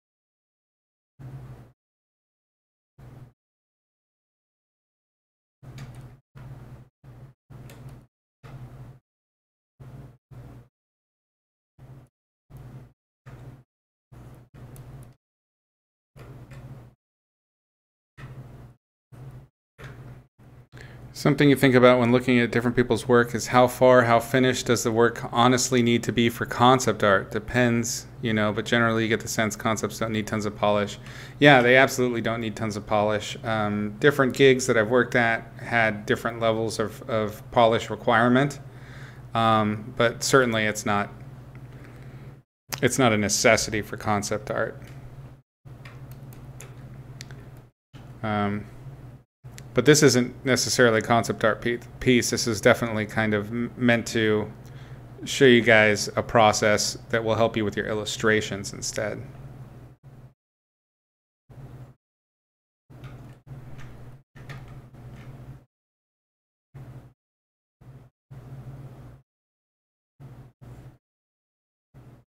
Oops.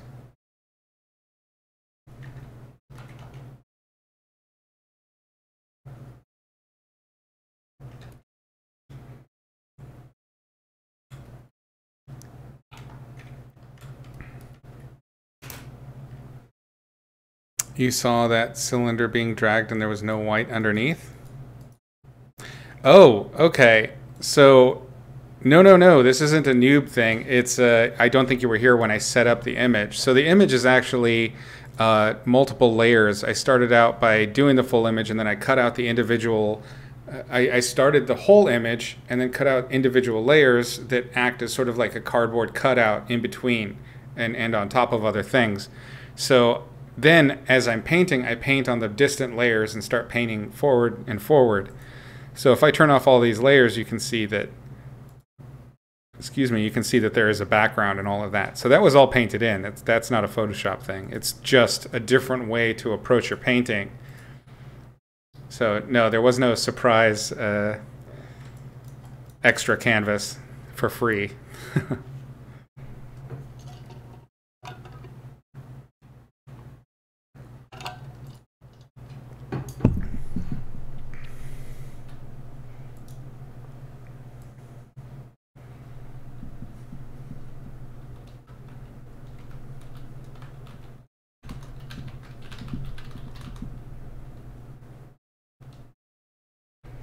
Nope.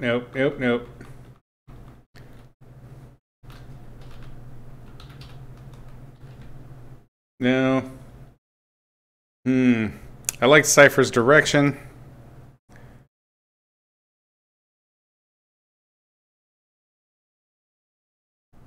I don't remember where it was at, though. Scrolling. There's something about them being terrible moms.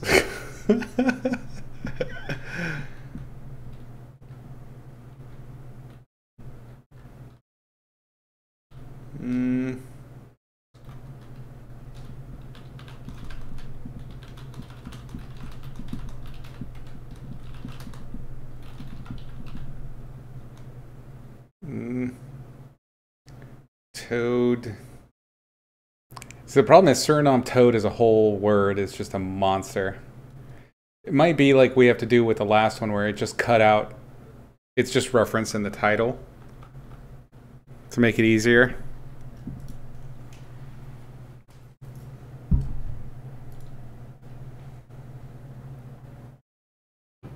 Paint today and come back another day? Okay.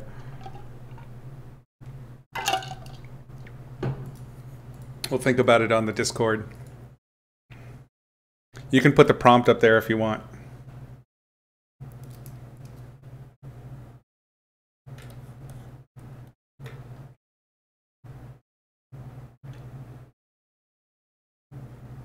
I don't mind when you guys go easy on me. I won't argue against it.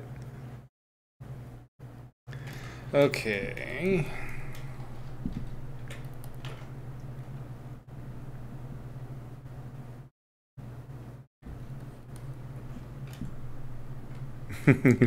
Yes, you shall have your poem. Please don't kill us.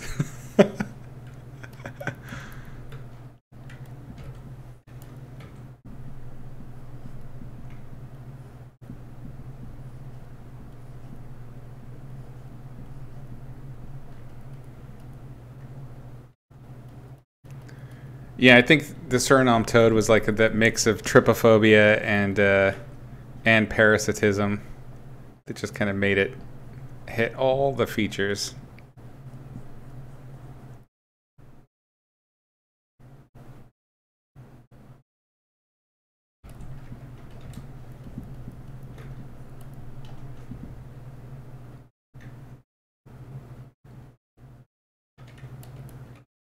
Oops.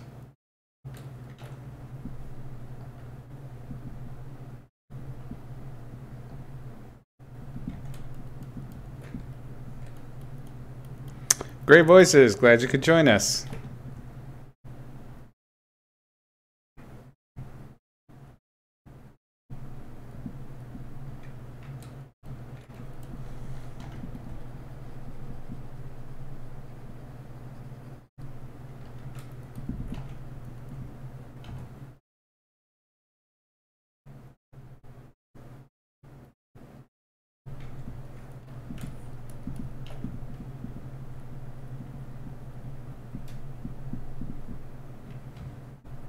Oops.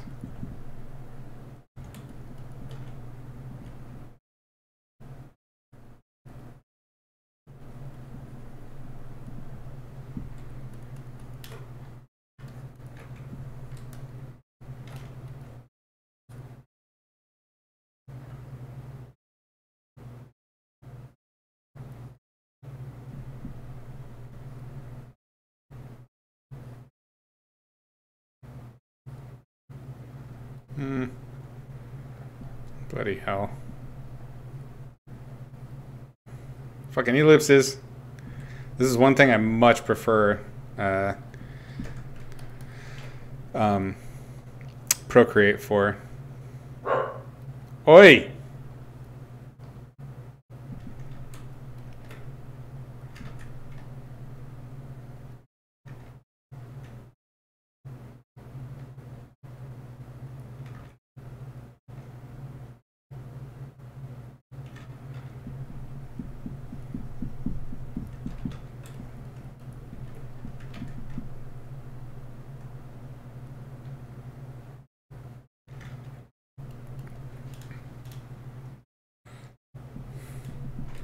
Yes, this was maggot themed.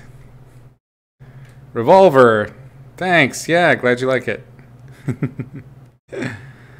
Yes, I did just say oi. I was talking to my damn dog. She's out. She's been locked out of the room and she's not pleased. So she's boofing out there. Oof.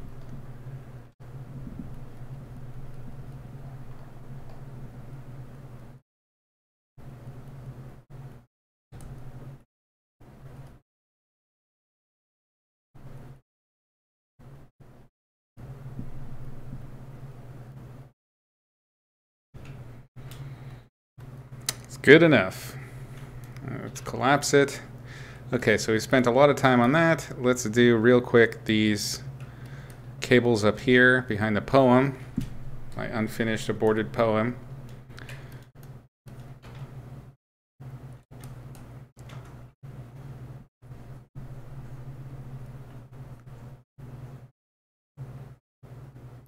Let's do this on another layer just to be sure. Quite anglicized Americans these days. I actually picked it up in New Zealand when I lived there.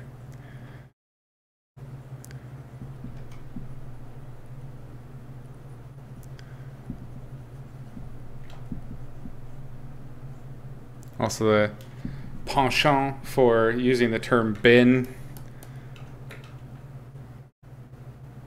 A dark and dangerous love for steak and cheese pies.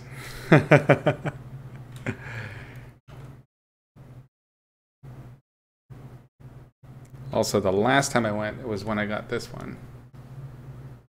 The one before this was bone. Both given by the same friend.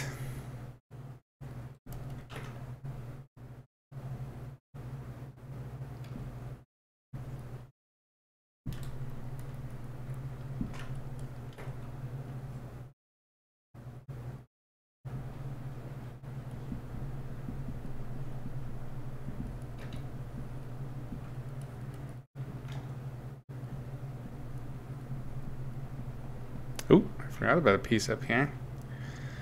I did a bad, y'all.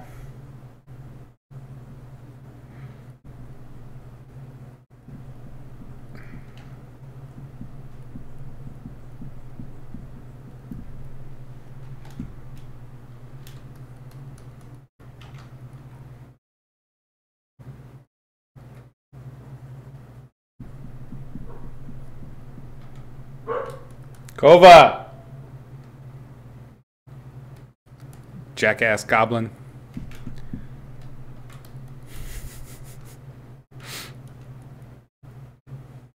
Anytime you see cyber stuff, cyberpunk comes to mind. It makes sense.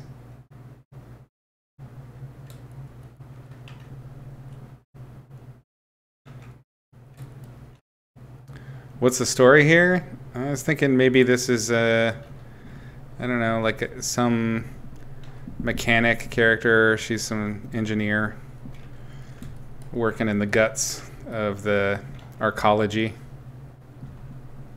She's got some aging.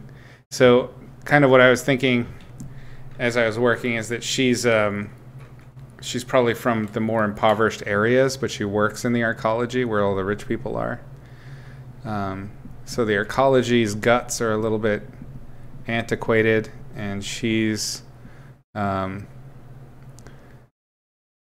her tech is old. So she's like I said about Maggot, the idea of the nanotechnology is that the military grade nanotech is unlocked basically, or unregistered, so it doesn't have to follow any of the rules that are kept in place to prevent the worst case scenario happening with sort of a military grade AI and the nanotechnology that it controls.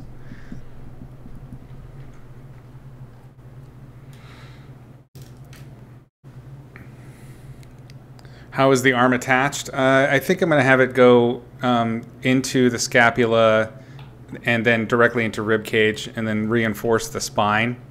So I'll probably have like little pockets of cylinders and things like that are poking out of the spine. I haven't really got that far ahead. Your dogs are reacting to Kova's barks. That's funny. They're talking. Yeah, the old tech is really hot. The big problem with this city is that, so their cabling system is, these really thick cables run through the whole city, and they're everywhere, and they generate a shit ton of heat. So the idea is that it's so hot in the slums of this city that it has its own cloud system, and yeah, they dress accordingly. It's like Zion. Everybody's naked.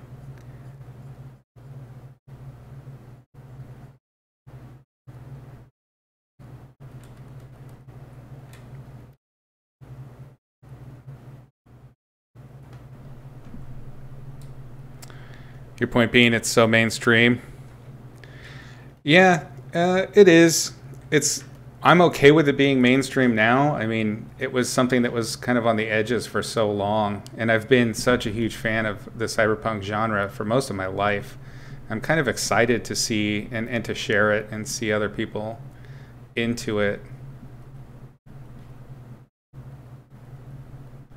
And Cyberpunk, 2077, the classic tabletop RPG that Cyberpunk was based on, that the video game is based on, it's like Dungeons and Dragons was with Tolkien. Like, it completely ripped off all of the big cyberpunk authors of the time, because their ideas were super kick-ass. So everything that they invented gets put into one venue, which is this tabletop game, and then everything becomes ubiquitous with that. And it's kind of, I find it interesting that can sometimes take over. So D&D, until the Tolkien movies came out, the Peter Jackson ones, it wasn't really super well-known stuff. It was still kind of relegated to basements and Mountain Dew sessions. So Cyberpunk's kind of doing the same thing. There's certainly been some modern takes on it in video games, Deus Ex, things like that. But one of the cyberpunk stories that I really liked as a kid that didn't get a whole bunch of love, but was a major influence on this was Greg Bear's Slant, which is all about it takes the whole idea of transhumanism to another level, and it's really big on the nanite element, which is not something I've seen in a lot of cyberpunk stories.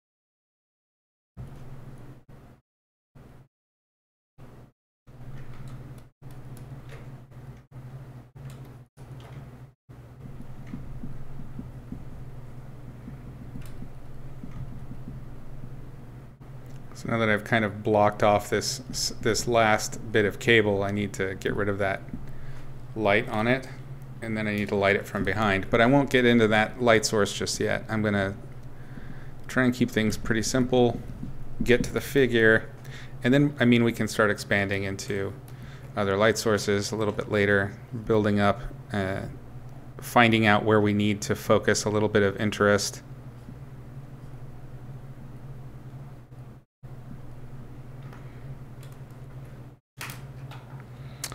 Yeah, Incredibad. The backstory for this is it's all built on a short story that I wrote some years ago called Maggot, which is like a really heavy-duty cyberpunk story.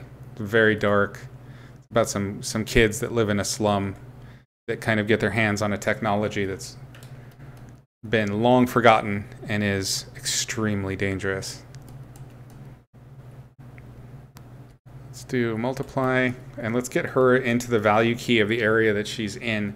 I'm kind of tempted to just paint the core shadow and see what I can get away with that. So we'll start with the core shadow and see how it looks.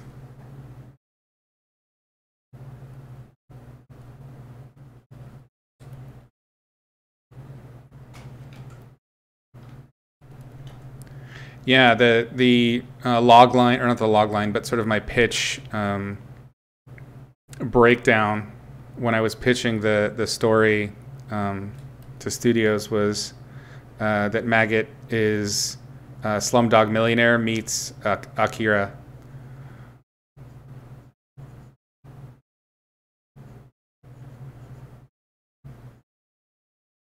Yeah, I don't think that the core shadow thing's going to work, so I'm just going to go ahead and paint in the shadow side and get her values up to how they belong.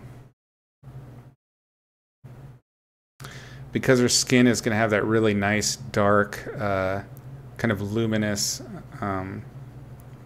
olive tone, slight ochre features to it. I want to start with something pretty rich.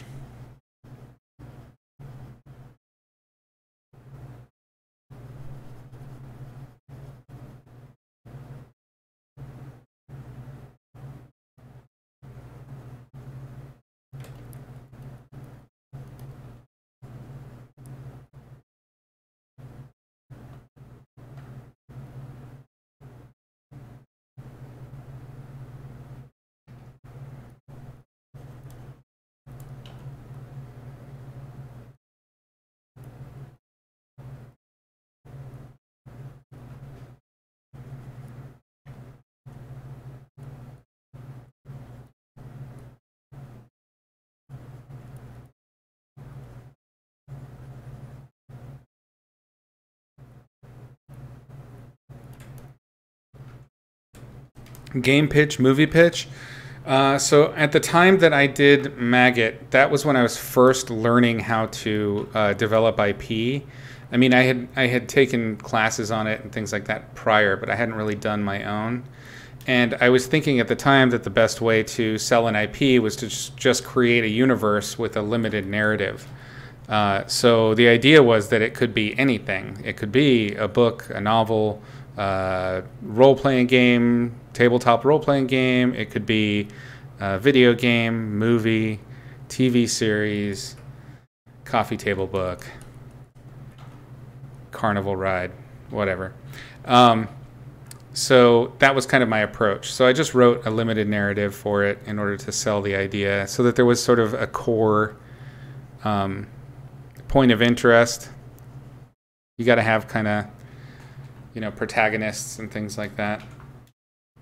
But yeah, if you're interested in reading it, it's on my website. And then I did a condensed version, I think, on,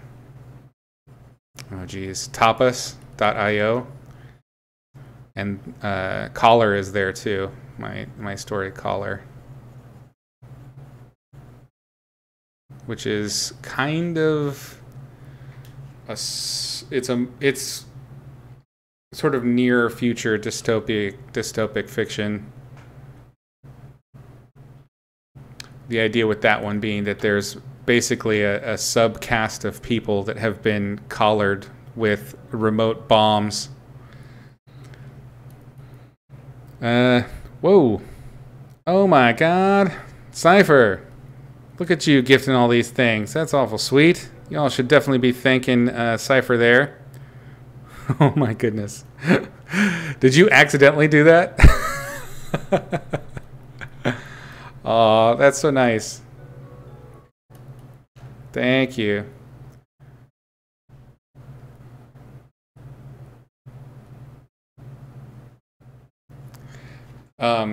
So yeah, Collar's a story about these people that are kind of doomed to wear this bomb device, and the bomb device gives them orders, and the orders can be pretty terroristic. So there are people that are simultaneously terrorists and hostages, and how they live with that. So it's a pretty dark story too.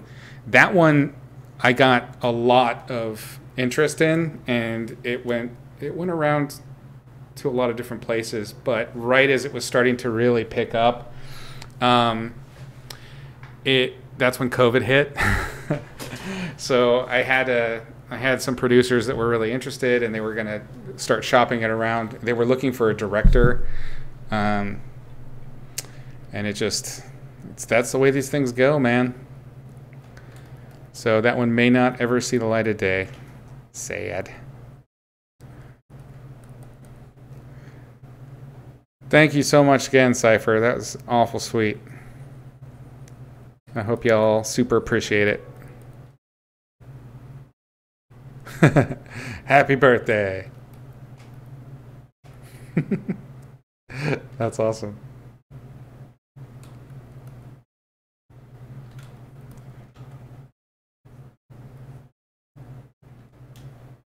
I think I like the dark blue.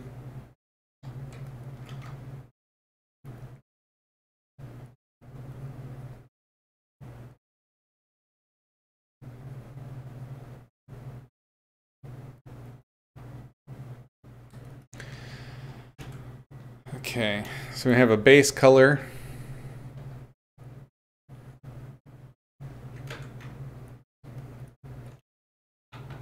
Philippe, welcome. Glad you could join.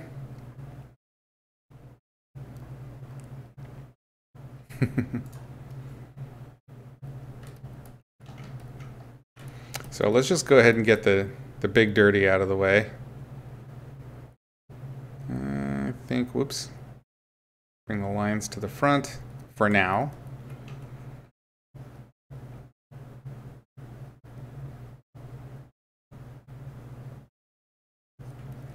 Let's just see how much of this is going to pick up.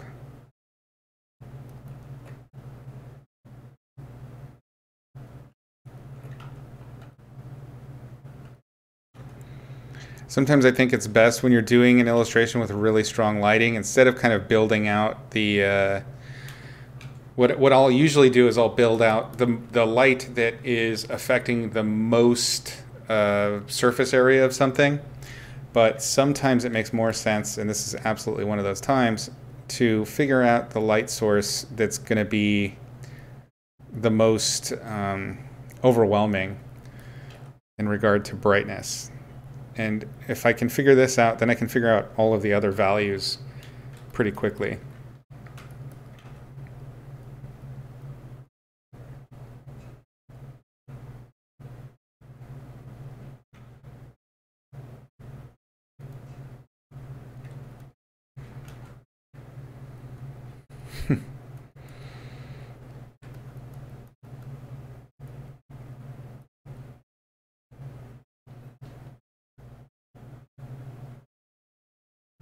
It's a birthday party, but no cupcakes yet. You get to learn instead, which is cooler than cupcakes. I suppose so.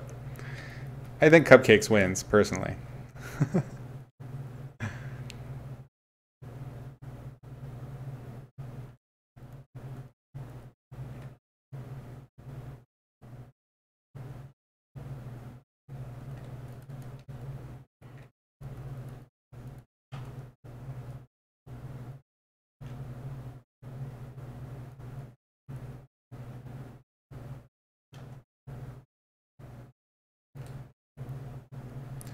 Okay, the lines are overwhelming it, so I'm going to go ahead and just put it on top of the lines.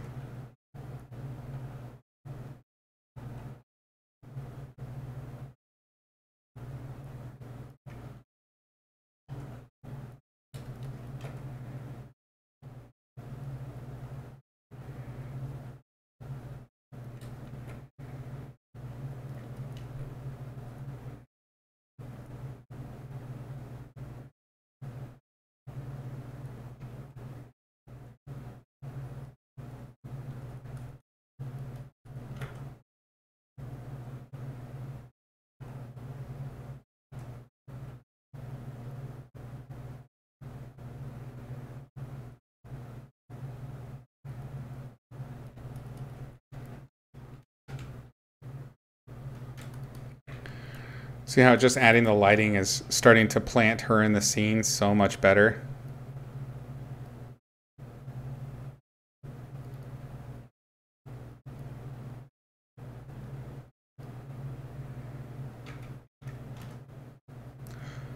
Even though I have the light, the way this light is coming in the direction sweeping left across the screen, I'm not going to rim light all of her.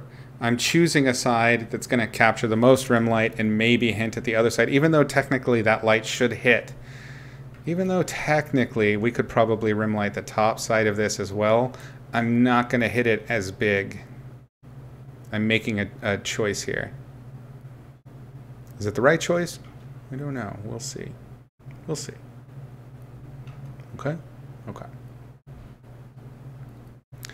I will definitely hint at it, but it's going to be super minor. Something like that. Like really thin. But the real rim light's going to be on the bottom side.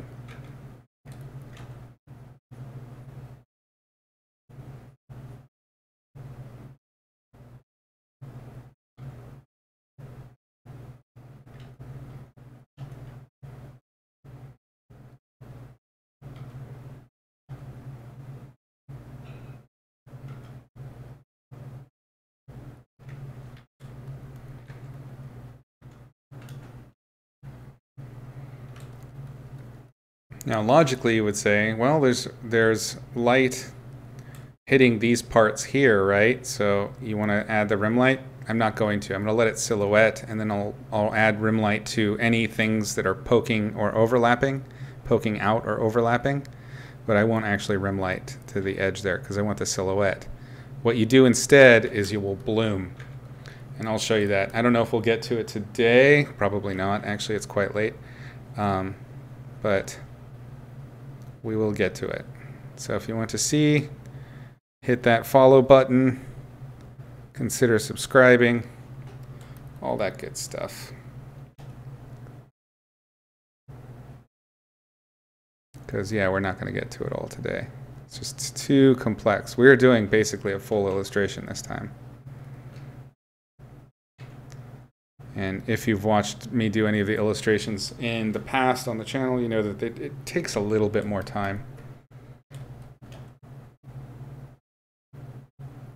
So this is overlapping that little ellipse there.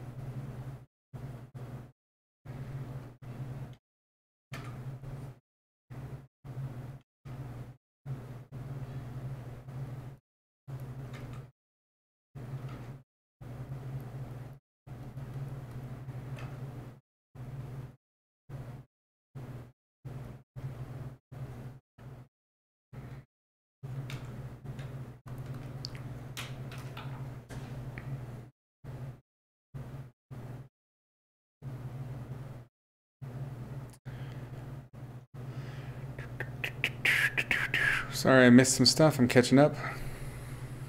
What if you learn about cupcakes? You're looking forward to the day that cupcakes are somehow incorporated into the painting, and then you get both. This is true. We can possibly get some cupcakes in a painting in the future. Kiwi God, how's it going? Welcome. You ask how you bet I get asked this often, but are you supposed to follow the Gumroad in the order they were uploaded? You don't need to follow them in the order they were uploaded. They are numbered for the most part. The ones that are not numbered are probably it doesn't matter when you actually watch those in regard to the order of things. The most important thing is that you start with episode 1, which is free on YouTube at youtube.com/Izzy Medrano.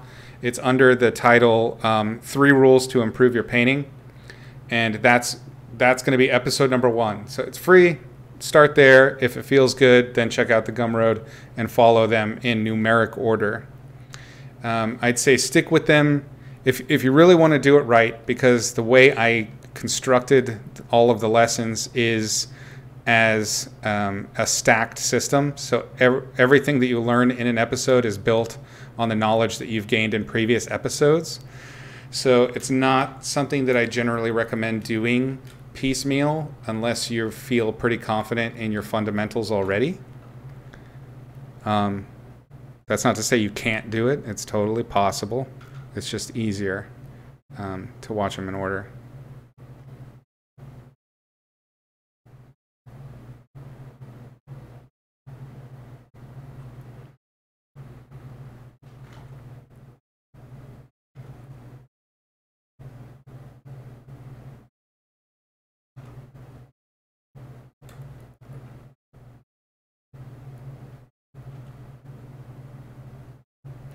She's being bottom lit. So this is a mistake that happens a lot, is when we learn to paint, you know, from tutorials we find online, or, you know, just by copying people and things like that.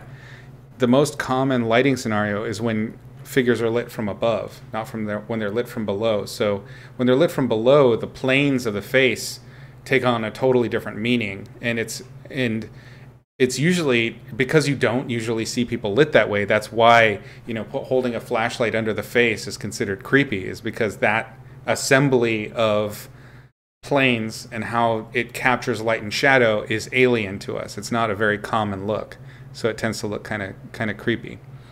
Cupcakes, lots of cupcakes on those wires. Cupcake graffiti in the background. You're really hungry? Oh, gang. You guys are making me want cupcakes, and I can't eat any. I will explode. Put all your stickers on the rubbish bin. I should take a look at the noise gate. When I'm silent, it flickers on and off. Oh, that's not good. I do know that it's pretty aggressive because I was worried about my fans during the summer. Thank you for letting me know about that. Here, That's the noise gate off. How does that sound?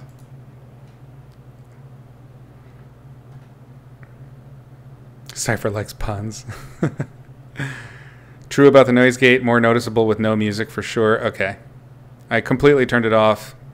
Let me know if the buzz is too much. Cypher's very thoughtful. Suicide by Cupcake. I don't know. I want them though. I want to eat to them.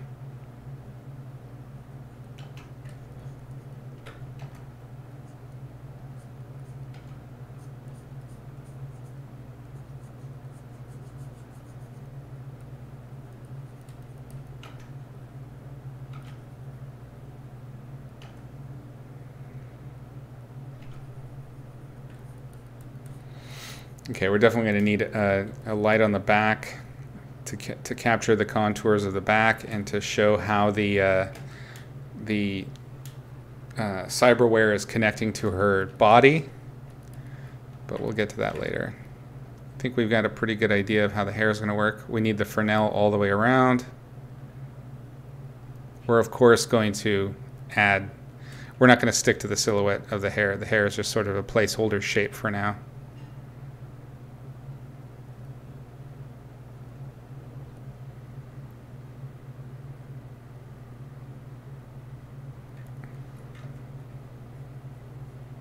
And just like the cyberware, we're going to just hint, just a touch. Because I personally don't think it's a good look to have a rim light all the way around something. But just a little bit. A little bit's okay. It's okay.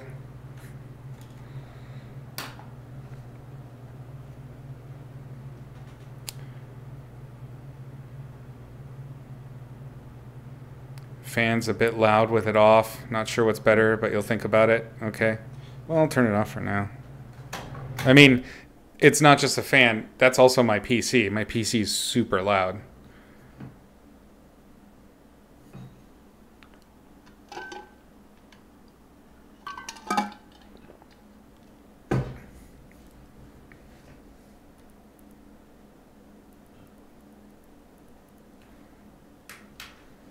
And real quick, while I'm thinking about it, we're going to switch to the chat scene just so that I can mess with the noise gate and turn it off. Actually, it might go across. I think it'll go across board because it's the same asset. It's the same source.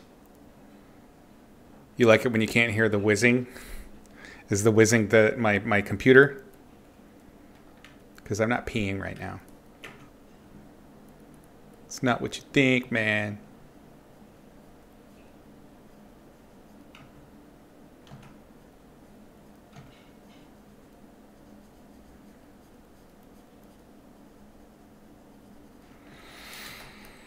Okay. I'm gonna move that underneath the rim light.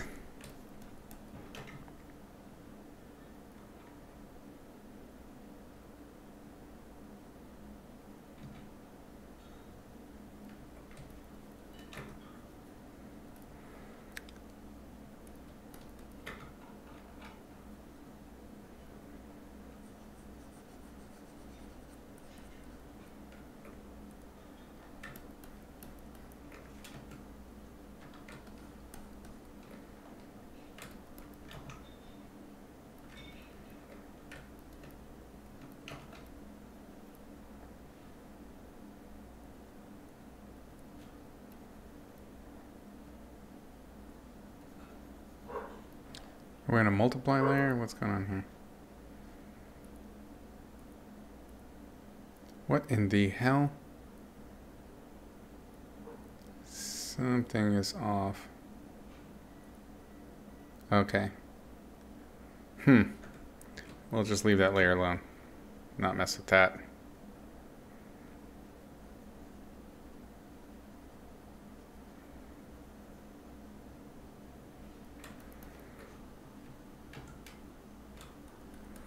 I need to bring the form shadow up because the strongest light is the rim light. So where I had the form shadows before on the figure, it's not working.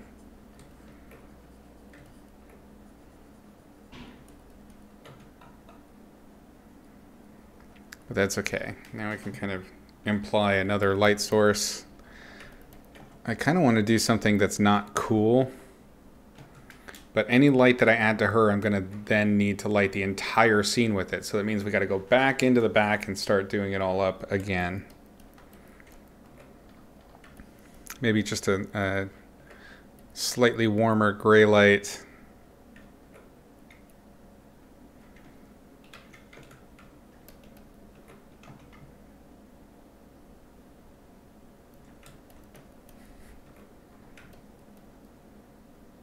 Your favorite bakery is delivering to houses during COVID? Oh no!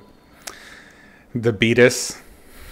You're celebrating with cupcakes? You lucky a-hole.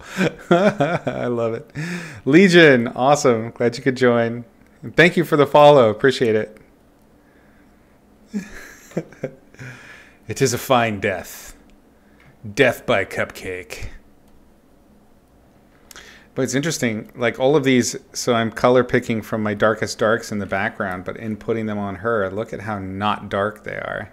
Isn't that crazy? It's just a weird relative look. I'm wondering what's happening here. I don't have any levels going on. Huh, it just does not look as dark as the rest. That's a bit better.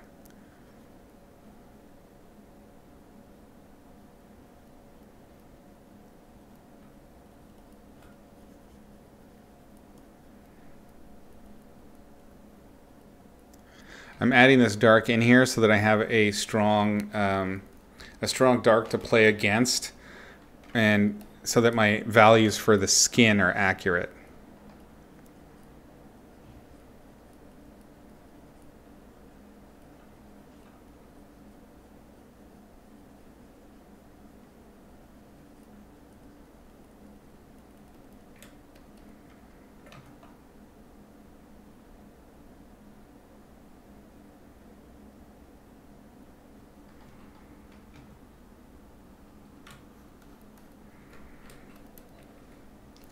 Jumbo white raspberry chocolate mousse cupcake.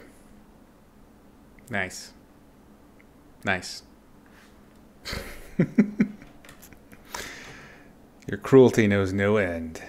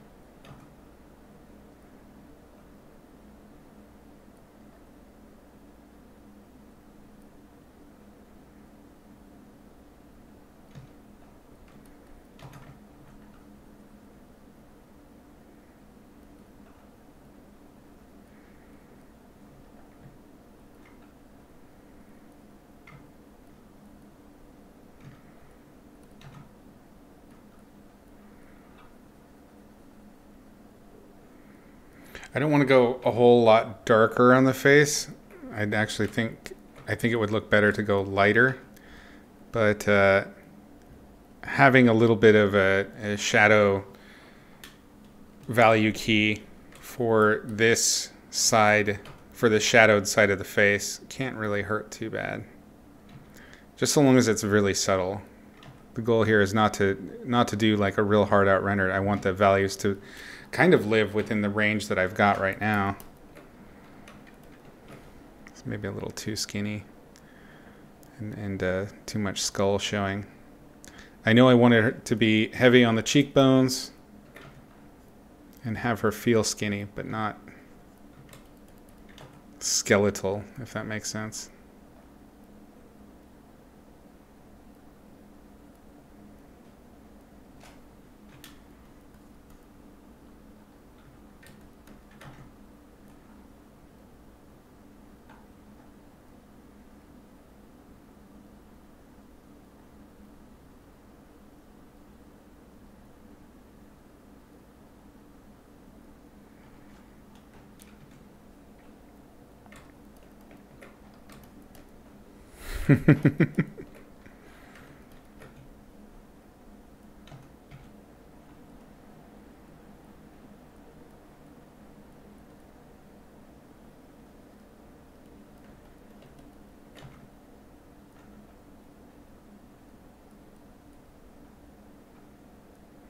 Yeah, this is a challenge I always have when I'm trying to paint more naturalistic skin, because I tend to paint so render heavy, and I emphasize, lots of speculars and cute things like that. But when you're really trying to do proper skin in a kind of traditional, oil painting or a more naturalistic Western representational style, there's very little value shifting happening. It's very subtle in the face, and the whole thing should feel almost like it's just two tones. The really successful artists do that. Case in point, check out Carla Ortiz. If you're not following her here on Twitch, you absolutely should. She's a brilliant painter, and she does the alla prima style, which is very difficult to do, and she does a really great job with it. Yeah, she's intended to be, a lot of the characters, especially those from the slums in the Maggot story, are suffering from malnutrition because they are insanely poor, and they're living in a city. They're living in the slums. They're living in a mega city of slums that are all sort of nestled at the feet of this giant, massive building that's bigger than anything you could possibly imagine right now, that is essentially a city within a building called an arcology. And so these people that kind of live underneath the shadow of the arcology, the Mumbai arcology, they live in extreme poverty, and they literally live on the detritus of the main city. So everyone's pretty malnourished. The main characters of the story are a small gang of sort of 9 to 12-year-olds, I want to say, and they're scavengers that go out into the outer zones. The idea being that after the collapse of sort of standard governments, a corporate government took over, and then the corporate government, without regulations, went and kind of did whatever they wanted in terms of consuming resources. And so after the final wars, the singular corporate government consumed itself. So it's just sort of like the end result, the natural end result of just straight unregulated capitalism ate everything. And so whatever was left is what these people are trying to survive on. So they have no help. There's nobody's coming. The United States is gone, long gone. Europe, a lot of the other arcologies had already dissolved. So India, just having all of these people and this massive population. I mean, it's the way I wrote it is that overpopulation is, I think it's like 53 million in a single city. So it's massively overpopulated. So just surviving is really difficult there. And so what these kids do is this gang of slum kids, they go out into sort of this red zone, which is patrolled by drones, which is all the refuse and debris and discarded computers and all sorts of things from these massive corporations. And this area is also where a lot of battles took place during the corporate wars. So they go out, they sneak out, and they're hiding from these sort of hunter drones and trying to find precious metals and computers and any loot that they can sell and scavenge in order to survive. And the premise in the story, because it's a short story, the kids are discovered by a group of drones called rust dogs, which are these quadrupedal. This was right when Boston Dynamics brought out the robot dog. For reference, there you go, 4 million. The U.S. is what, 33 Or no, it's 300 something million. I don't remember, but it's a massive population for a single city that I wrote. And already Mumbai is hugely overpopulated. So this is just, I just took the math and continued it on the path it was on. Anyway, so yeah, these kids end up getting chased by these rust dogs, and they kill off half of the kids. One of the kids survives, but he's mortally wounded and is kind of knocked into this this bunker. And as he's struggling to survive and get away from this broken rust dog that's chasing him, he ends up in a laboratory, which is an old military base. It was a staging ground for the old battles.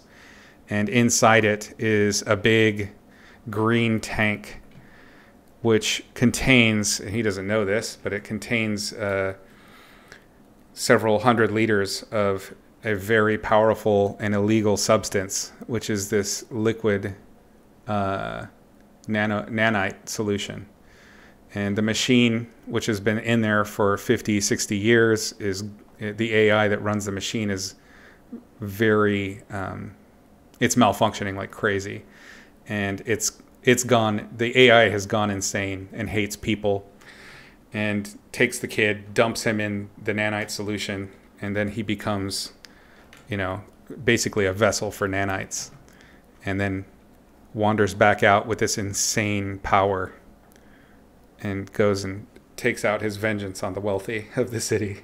It's a very dark story.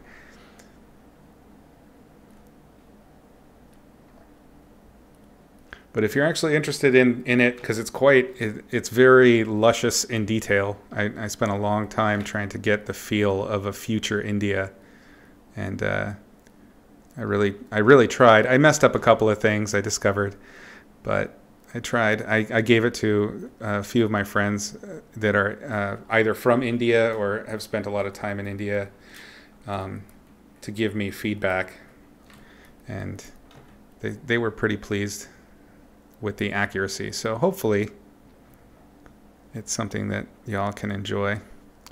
It's all there for the taking. It's free online to read. I think I'm making her a little bit too black. It's probably skull structure. Definitely a bit of the nose here. I think maybe a narrower nose, slightly.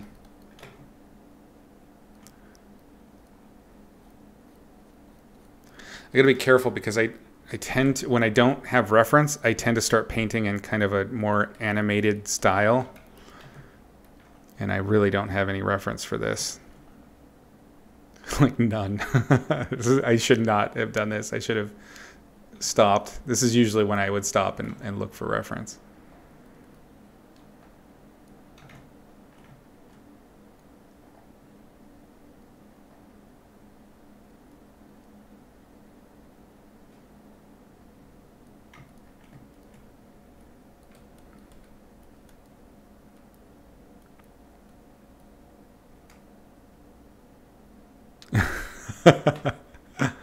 That sounds like an awesome friend.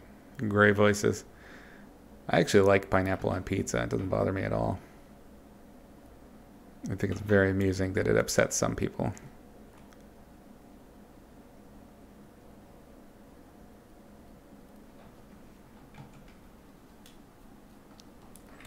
Your mouth might be too big too.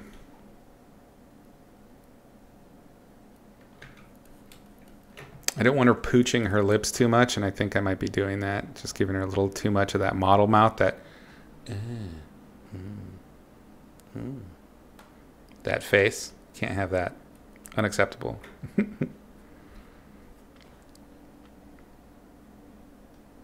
Yeah, Felipe. Her work's great. Definitely you should be following her. Yeah, 330 million in the US. That was my guess, but I wasn't sure. So I didn't want to like full on, but thank you for checking that. You love pineapple on pizza, Cypher? That's rare. Not a lot of people do. I find it's like cilantro or porn. People have real strong opinion one way or the other. Let's go dark. Kind of a burgundy. Let's go darker. Because the bottom lip is underlit.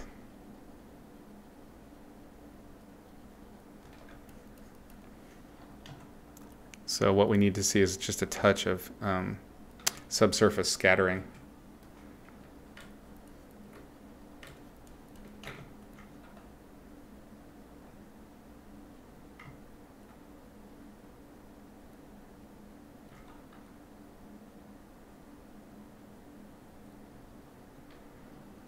Let's do the same with the nose, I think, with that same color. We could probably get away with a little bit of subsurface there.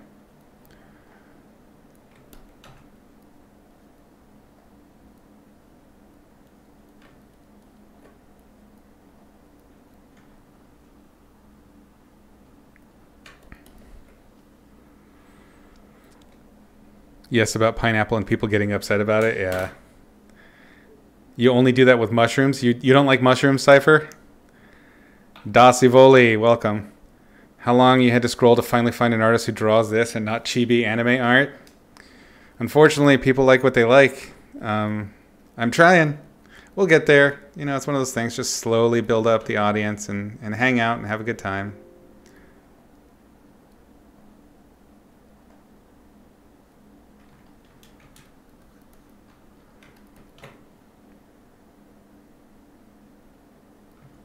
I think I've gone a little too hard with the ambient occlusion there, so we're going to knock that out just a touch.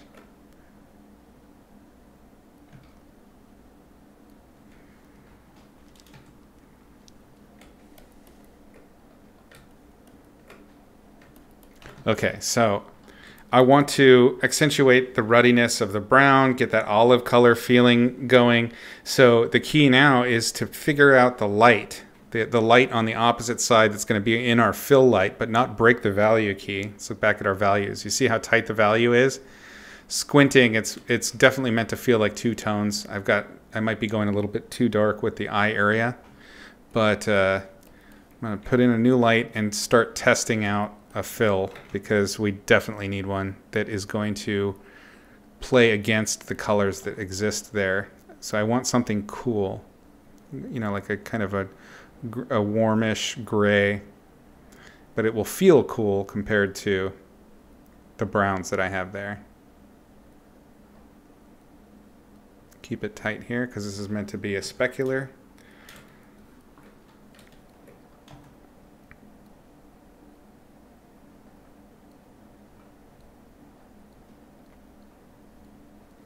So it's not a color that you would think that you're going to paint light with, a dark gray, but because the relative colors around it are warm and darker, it feels light in comparison.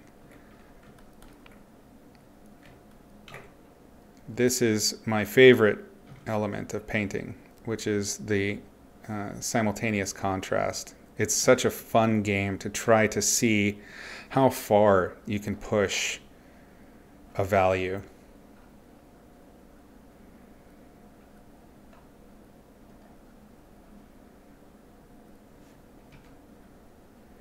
Because if I take this same color and I put it over here on that light, look how dark that is in comparison. And it looks super green.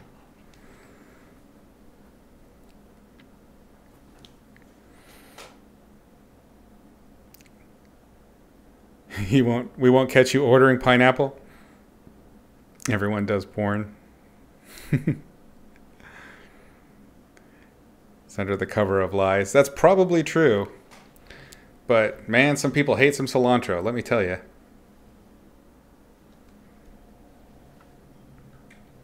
Oh, you love mushrooms and pineapple. Yeah, I like them. Pineapple and no ham is a mistake. It depends. Is this fill light considered shadow as in reflected light? It is a fill light. It can be from another light source. It can be reflected light. It really doesn't matter, just so long as it lives within the shadow plane correctly.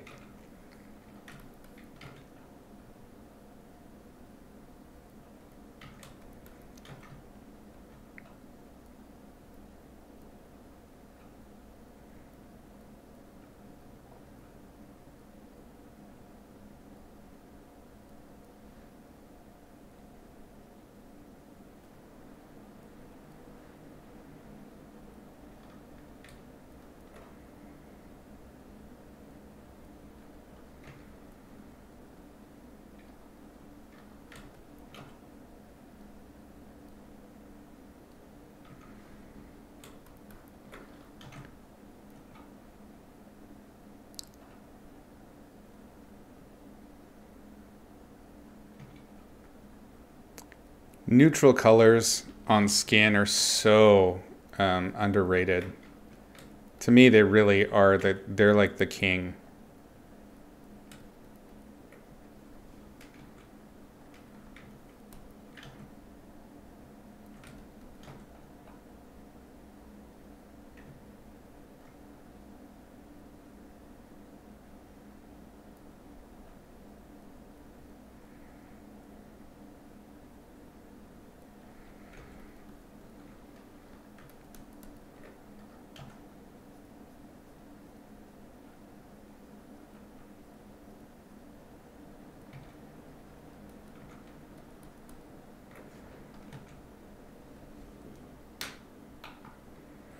You want to one day explore an idea you have of the utopia dystopia theme set in Scotland. Oh, that's an interesting idea. Raised sea level ruins the cities, so people retreat to and rebuild on the highlands.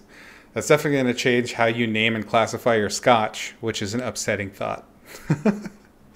No more peat. Oh no, no more scotch. Oh my god, I hate this future. Don't do it. Don't do it. You love that shading on the shadow side of the face. It's really subtle. Thanks, Felipe. Yeah. That was certainly the most confusing part for you when you started drawing how dark and light values appear because of their surroundings. Yeah, it's very confusing, but once you kind of figure out the logic of it, it becomes really easy to kind of build towards what you would expect and get what you need out of it. It's a very useful skill to develop.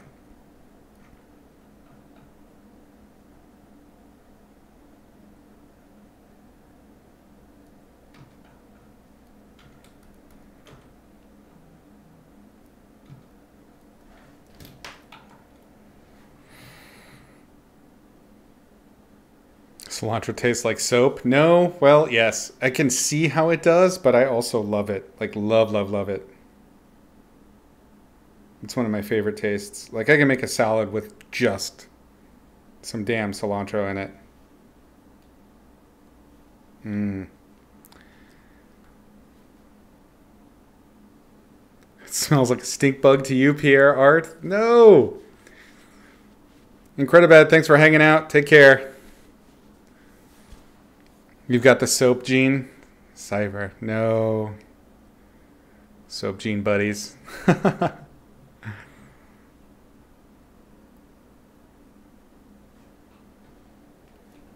Yeah, it's the other colors that you don't think about. Like, you think of skin, you think like rich oranges and pinks, peach, purples, like the really, really rich colors. But it's not, those are not the colors that really make skin look right. It's the subtle, neutral greens, yellows, and grays that really get it to work.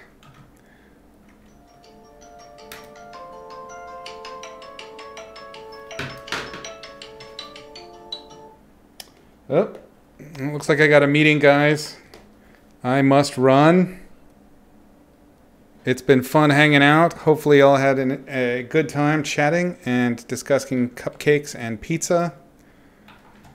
I'm going to save this out. Oh, I already did. So yeah, we definitely went longer than I was intending to. I was having so much fun chatting. It's been so fun hanging out with you guys, getting to know everybody. Super appreciate it. Yeah, we'll talk more food. We'll talk more Indian dystopian and sci-fi and all that good stuff. So we will start again on Monday at the latest. I do Mondays and Tuesdays 3 p.m. and Thursdays at 12. So we'll see you there. If you want to hang out prior to that, there's the Discord link below in the About section.